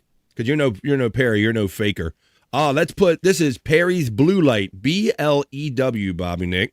Now, if you're around at the end of Perry streams, you know that all he wants to do is, can we end the stream now? And he doesn't say it, but what he does is he has a 3-hour jerk session after he wants to get off the stream, because we've done his history. Tom B's looked through his history and sees how long he stays up after the show goes off. So, you know, there's got to be some California potato chips on his keyboard. Let's look at it with a blue light, BLEW, Perry talk. Keyboard. Okay, that's a mess. Look at that. Look at that keyboard. Dried semen. Look at what this thing picks up. Look at what this thing picks up. And that carpet, Oh Bobby my God, Nick. look at that wall. Look at all this stuff I would like to put an electron microscope to that carpet. on the wall. There has to be things moving around in a microscope in that carpet. There's a whole other world. Why are you just repeating what I'm saying? Oh, look at all that residue around the sink. I gotta clean out that soap. That's like mold and stuff. You're gonna have to get Looks a like mat. mold, but it's not that bad. I bought one of these blue lights off of Amazon, Bobby Nick. Okay, that's a mess. Did Look you? At that. Look at that. Garody to the max space nerd. Garody. Yeah, I did, Bob. Yeah. When I had my problem with one of my pets. Wow. That is. Look at that. Oh, how do those keys even clunk down, Bob? What's the mouse? What's the mouse? Oh, the mouse. That's bad too. What is that? Yeah, I know. California potato chips all over it. Stuff All I would over never it. expect to see. Semen. Keyboard. Jesus. Holy moly. Oh, man. The nature on that thing, Bobby Nick. The humanity. The humanity on that fucking keyboard. JC. All right, let's continue on here. Ooh, look at this. Mr. Stole. Not Mr. Stole Your Girl, Bobby Nick. Perry has a funny way of saying stole. He says stoled. So it's Mr. Stoled Your Girl. And when he says stolen, he doesn't say stolen. He says stolden. My stolen guitar. Bring back my stolen guitar. Shut the fuck up. You don't know how to talk, bro, but you did know how to hang out with some chicks. Mr. Stole Your Girl right here. Uh-oh. Mr. Stole. Yes, Bob, he can't say stole or the past tense of stole. It kicked his ass. McRib Rage. We just talked about a couple weeks ago how people are actually suing Bobby Nick because, go figure, they discovered that a McRib is not actually made of any actual rib part or anything. They say it's bad advertising, false advertising. But Perry knows what to do with the McRib. I had too many Micks and Nicks in there. Perry Nee knows what to do with the McRib. Give this to you. Get It's my job. I've got a delivery for Mr. Francis Carabello. Sir, it's a McRib. Leave this on your car in case you didn't take it. Sir. Harass me? Sir. I'll beat your mother.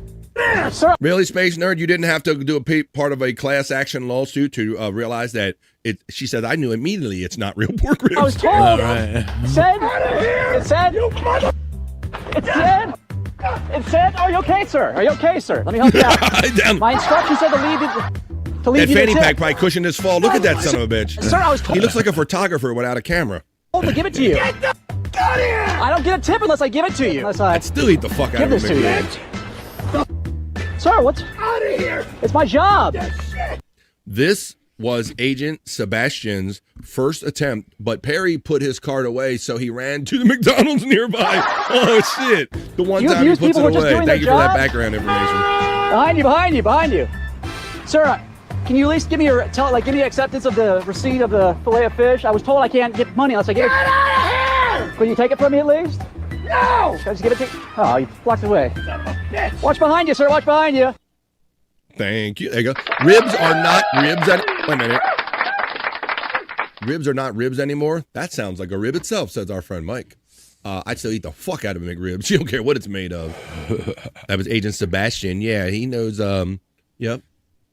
Let's see. He knows Victor. He knows some other people. All right, Joe Rogan and Bobby Nick. I've seen this clip before, but they're playing it again here. But Joe Rogan kind of knows of Perry, and he knows of people that know Perry, his circle, and he knows the whole Windy City Heat story, and he also knows that Perry is crazy and he's litigious. And Joe Rogan, he's got some money nowadays. So Joe Rogan, this is how Joe Rogan handles Perry Caravello. Jimmy's a good guy. He's a smart guy. He's a funny guy. He was always very funny on when he did that fucking Windy City Heat thing. I love that. It's such a good movie. I think he tried to distance himself from that. Oh, He big became, time. very, very, very successful because it's a 25-year prank. What's his name? Perry Phil? Yeah. No, let's not mention him. Okay. Because I he's know. litigious. Let's just have people go find it when Go they find Heat. But you see that and you go, oh, that's the same guy? Yeah. He says, like John, like, let's not even mention him, Bob. And he's litigious. Just go find it. Like, Joe is so off of it. He's like, I'm not even going to tell you to go out on YouTube and find. You just go find it your damn self. Like, he don't even want to be no part of that decision, Bobby Nick. He did not. He was probably talking there about Jimmy Kimmel, wasn't he? Yeah, yes, he was talking about how it was a whole talk in general about, did you see this guy Perry? Oh, you don't know? Well, Jimmy Kimmel, and he kind of got him through that way, I think, by explaining it to him by way of because somebody Jimmy Kimmel, right? Yeah. But this is the one that got away, Reve. This is Perry and is a prom pick. It looks like here.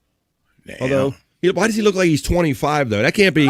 That almost looks like a wedding pic. That doesn't look like a prom pic. I bet this is something that he got done, guys. Widow killer, and he's calling this a prom pic. It's probably a wedding. I don't know. Weird.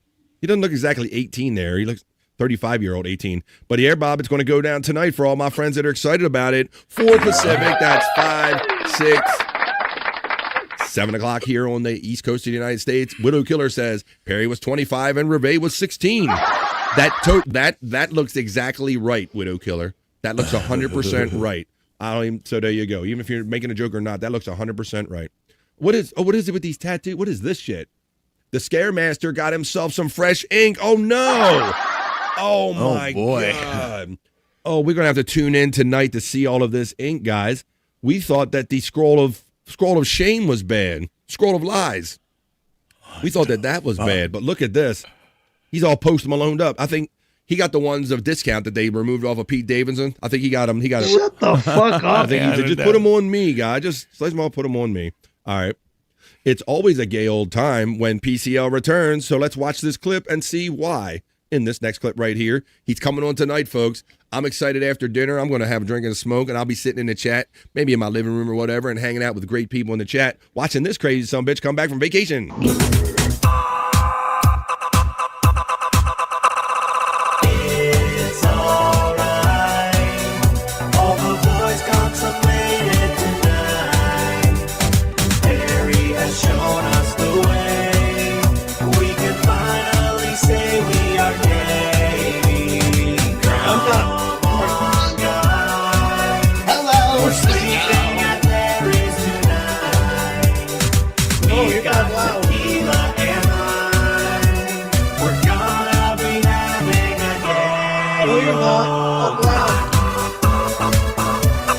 The gay old time comes back tonight, y'all. 4 Pacific, 7 o'clock East.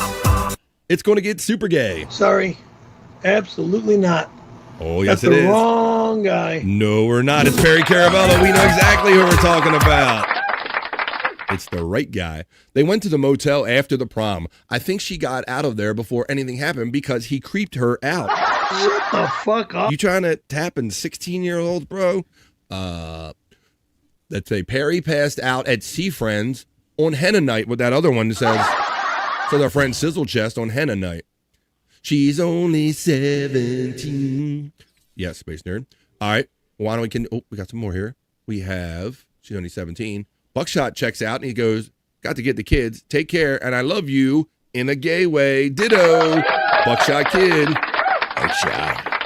Enjoy the rest of your day and hanging in with them kids. And I will see you on the next one, Buckshot Kid. Happy Monday to you, my friend. Thanks for checking in. Let's see what people are saying here about that. Perry took her to one of those motels where you pay by the hour and put a deposit on the sheets.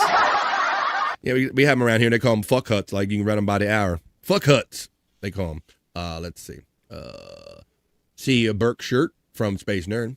If I remember correctly, the Javaho elders thought Reve would straighten Perry out in more ways than one. I don't know. There's this. Hello, Frisco. I don't know. She's not a miracle worker there, Widow Killer. You got those kids. Thank you. All right. You guys are awesome. Having fun today. Well, why don't we do this? I'm going to see you in the chat later on tonight, but not before we end up this Perry Caravello session right here with some Chris Popke tracks. Popke, are you still in the chat, bro? I appreciate you making this and letting everybody know that Perry is bananas with this exclusive Perry Caravello track right here, produced by Chris Popke. You're going to hear it here I've got on the enough vibe. bananas in my home. Ah. And another banana Been that off for a month, need? y'all. He's been off for a month. I don't need them! I don't fucking need bananas! I got enough bananas! I don't want any more! He likes bananas and he likes 7-Up. I enjoy bananas. Oh, man, I guess he got the car smogged before the break and all. So we're going to have to see. I mean, we abused him so thoroughly that it allows him to take off the entire month of January, go out and probably eat and go skiing if he actually went skiing or get his car smogged, everything. But he calls it abuse or whatever. But it all goes down, no matter what it is, it all goes down in Perry's house.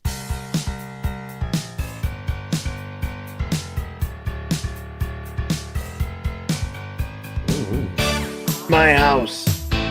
He's not allowed in my house. I know. No one's allowed in my house. Yeah, that'll be it. Unless I allow them in my house. Then if I allow them here, they're allowed. My house. My house. Then they're allowed. Who the hell, Jagoff?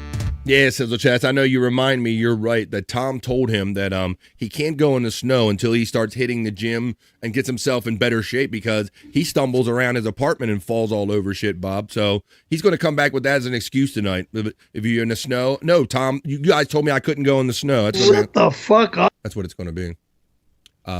So they are mostly to blame for Perry trying to rob the cradle, he's saying. So, because in Javaho cult, if the elders tell you to do something, you do it or else. So damn, they almost got Perry arrested. Damn. Tom did ban him from the snow, you remind me. So they are mostly to blame for Perry trying to rob the cradle. Shut the fuck up. Them Javahos got him in all kind of trouble, man. They can't celebrate birthdays and have fun or nothing. Matt's checking in, buddy, and he goes, he was banned from surfing, not snowboarding. That is wow. I'm glad you guys are here. Widow Killer. Our friend Matt makes a good point. He did say he couldn't go surfing in the ocean, but maybe snowboarding wasn't part of that. That's why you got to tune in tonight at 4 Pacific, 5, 6, 7 o'clock here on the East Coast of the United States. But Perry, I know what he's going to tell you. No matter how much fun we try to have with Perry, he always says this. He says it all the time. Might as well be a song, Perry. You say it over and over again. Not allowed. Yeah, we know. Not allowed. Not allowed. They'll never be allowed in my home. Ever, ever, ever, ever, ever, ever, ever, ever allowed in that door or that door. You're not allowed here. I know your name. You can kiss my motherfucking ass. You fucking understand me? You're not fucking allowed here ever again. You son of a bitch. You motherfucker. You son of a bitch. You motherfucker. Even I got to take the edge off of that one. Thank you for subscribing. Wow, the only thing better than that scream is the Parry of Death.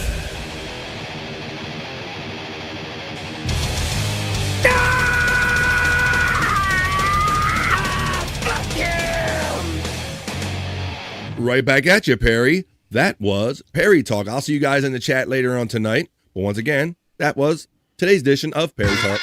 Talk. Perry Talk. Perry Talk. Talk. Perry Talk. Talk. Perry Talk. Perry Talk. I am having a blast on a Monday, and I hope you are too. I wasn't feeling it 100% when I woke up today, but I always know if I get in here with my friends, with Bobby, Nick, and get behind my gear, normally my day goes better. So I hope, I said day go. So hopefully your day goes better as well here on BF Live The Vibe. Oh.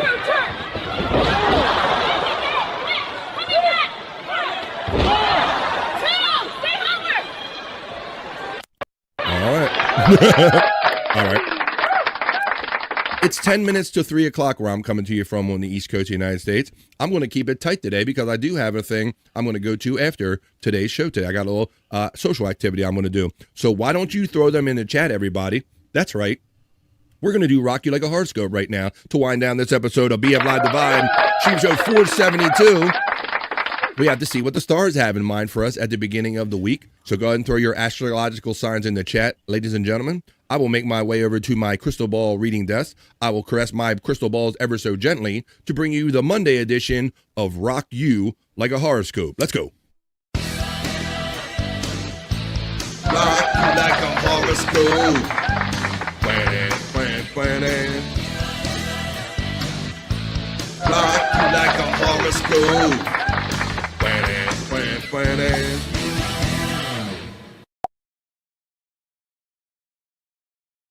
It's Monday, and here I am, and there you are, and here we are for the Monday edition of Rock You Like a Horoscope. We're going to see what the stars have in mind for all of us to start off this week.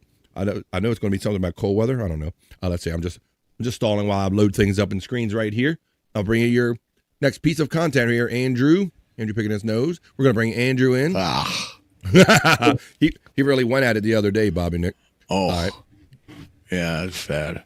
Right now, allow me to set a proper mood, ladies and gentlemen, by playing my little porn/horoscope reading music, and then I'm going to make my way over to the chat, and we're going to pick up your astrological sign. Oh, not the news thing. And then we're going to see what the stars have in mind for us. Oh, yeah. On a Monday on BF Live, The Vibe. This is Rock You Like a Horoscope. We're going to make our way over to chat and see the first one we get to. We're going to scroll up and we get to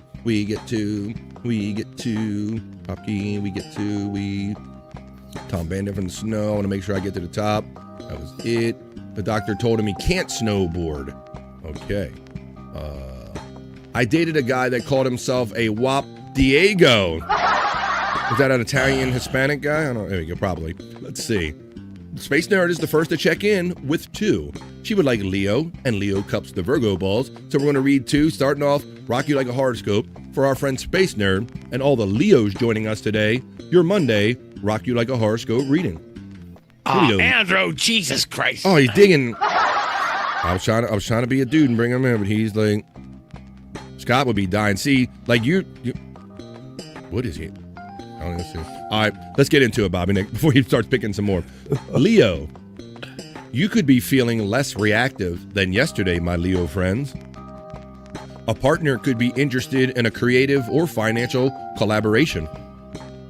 Get facts straight and either move quickly or wait at least a week to lock helpful, universal stars. Well, there you go. The first of 2 for my friend Space Nerd. It's for all the Leos joining us today. It is your Monday Rock You Like a Horoscope reading. Andrew is into that nose to the second knuckle. Yeah.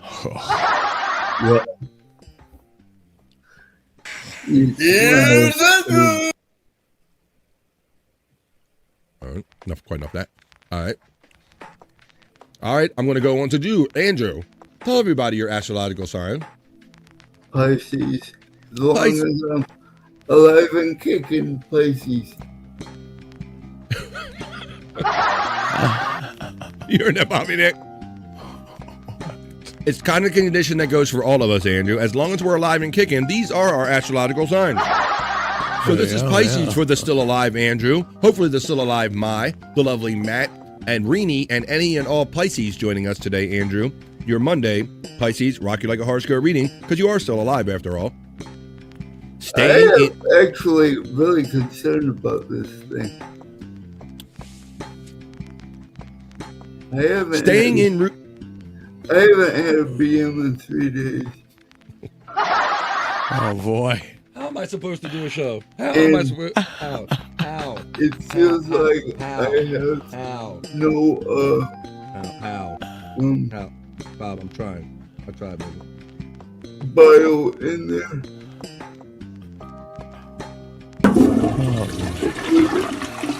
Nothing messed up in there. Well, you know, Matt, where's Matt? Because Matt does like this. He has said yesterday and many other days that this is actually his favorite segment of the show. Andrew's health issues there. So Matt likes this. So we got that. So we got that one. Magic Nose Goblin says Sizzle Chest checking in. Magic Nose Goblins. All right, let's continue, Andrew. I don't even think I made it through Pisces without being interrupted. Nope. Hey, Pisces, staying in routine can help everything get done. Disruptions can help with boredom, but may not move any mountains. Time spent out of the noise and the hubbub, Andrew, could feel right for a while longer. That is for Andrew. It's for the lovely Mai. It's for the lovely Matt, the lovely Rini, and all the lovely Pisces joining us today. It's Andrew's health update, combined with the Pisces horoscope reading. All right, I'm going to read on. Throw your astrological signs in the chat. I'm going to go on and, I didn't read the second of 2 for Space Nerd. I don't know how I did that, Bobby Nick, because her second one is my only one. I'm a Virgo. So this is for myself and all the Virgos joining us for this Monday show. The Virgo, rock you like a horoscope reading. Virgo, you could go from feeling invisible to front and center in the limelight within hours. It's possible that a key bit of intel is unavailable or deliberately hidden. Be sure all facts are known before you act on something. Well, that's this for me. It's the second of 2 for my friend Space Nerd. It's for any Virgos joining us. Today it's your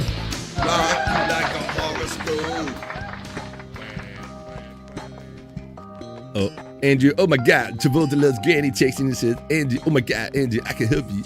Andrew. Oh my God. He can help you. With your nose picking or, I don't know. Let's see, thank you. I'd love to get a Pisces today. You want a Pisces today? What was said about Pisces that you liked it so much? Pisces, staying in routines can help everything get done.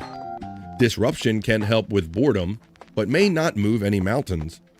Time spent out of the noise and the hubbub could feel right for a while longer. Just one more time, you need a Pisces today. All right, well, I'm going to read I'd already read Virgo, but I'm going to read Bobby Nick's. He's my bro. Thank you for joining me today, my friend Bobby Nick. Oh, yeah, brother. I'm going to read Sagittarius/Sagittarius for him and all of the Sagittarius joining us today. Your Monday, rock you like a horoscope reading. Sagittarius, notice if your emotions are being stirred to motivate you to vote or to buy or to take some other kind of action. When you are reactive, you're easy to manipulate. Speak wisely and with care. Don't let them take you there, Bobby and Nick or any of my Sagittarius friends, because that's your...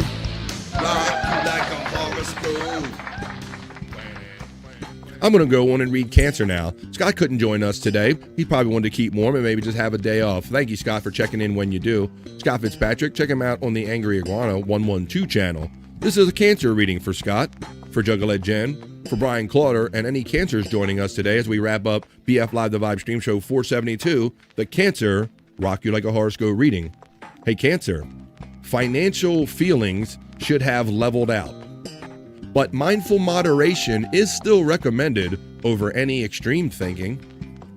Deposits made on above 0 days create better manifestation vibes for your account.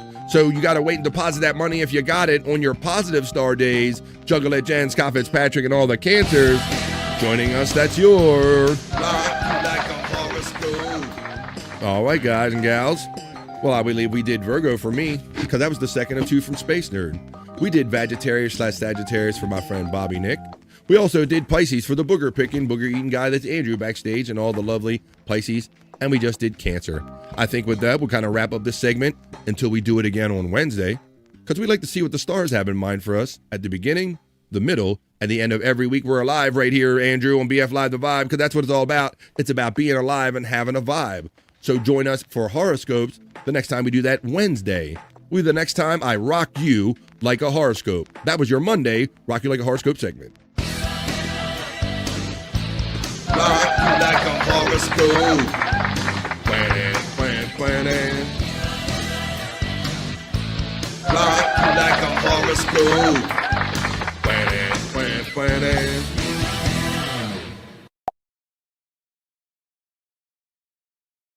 And there you have it, folks. Coming at you. Just at 3 o'clock, it just ticked over to 3 o'clock right here on the East Coast of the United States, almost as if I know what I'm doing. This has been 3 hours of live programming. This has been BF Live The Vibe Stream Show 472. I want to thank Bobby Nick and Andrew and everybody for joining us today, because I woke up and, dare I say, I might have been close to having a case of the Mondays. Sounds like somebody's got a case of the Mondays. Ooh, I was so close. The weather is so cold here, and I got that chilly feeling. But all I got to do is just get up, get a little food in me, smoke, and get behind my gear and hang out with chat family, and my day is already better. And I hope your day is already better too, folks. Andrew, I'm going to have you come in real quick. Just give your plugs, buddy, about your channels and all that stuff. Andrew the Giant 96 on YouTube. No Filter, Andrew and Friends. Instagram, Everything95, and other things. There you go. Andrew, there you go. BF Live The Vibe. Andrew, thank you for jumping in. If you want to see Andrew when he's not hanging out on The Vibe and doing his other show, he's doing it on the Andrew the Giant 96 channels when he's looking away.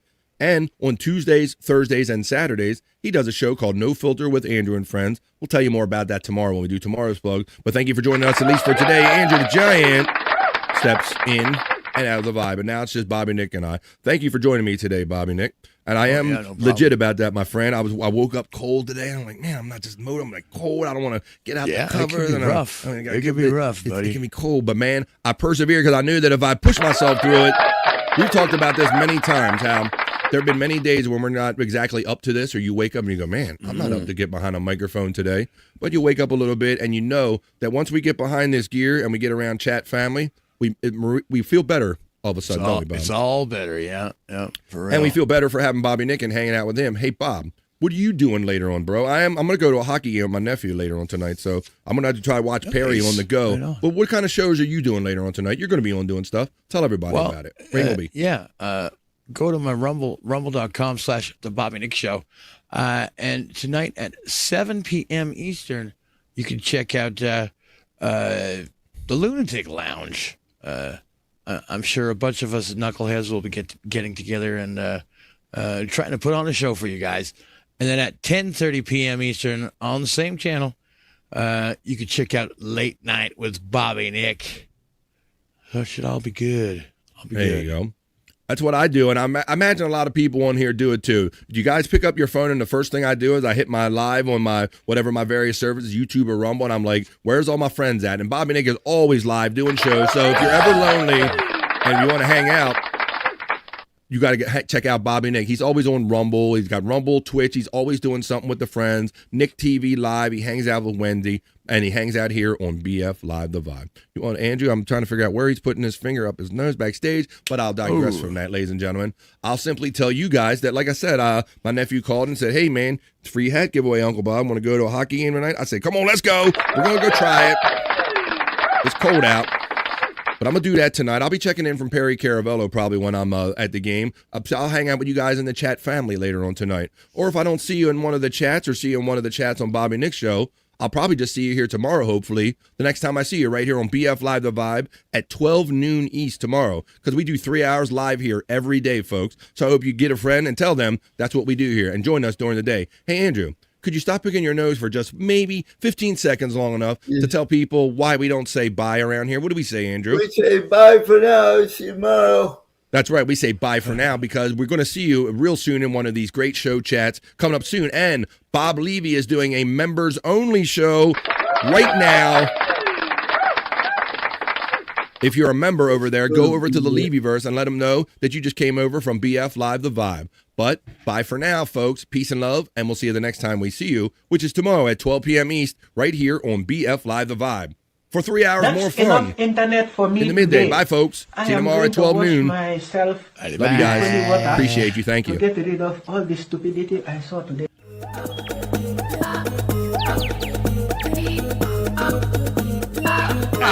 Jackie Mason. Fucking Bobby's fucking funny. Bobby Grant. I gotta give it to you. Line of the day, Bobby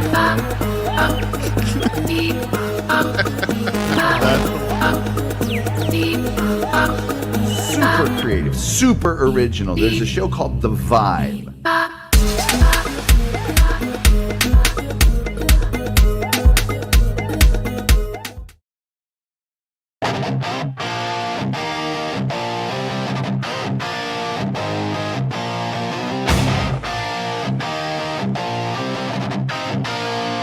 On BF Live. You know we vibing. Oh, in the midday. You know we vibing.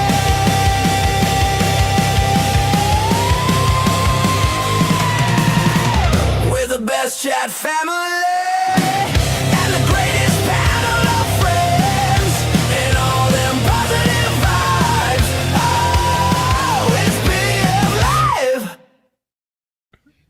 Okay. Oh my.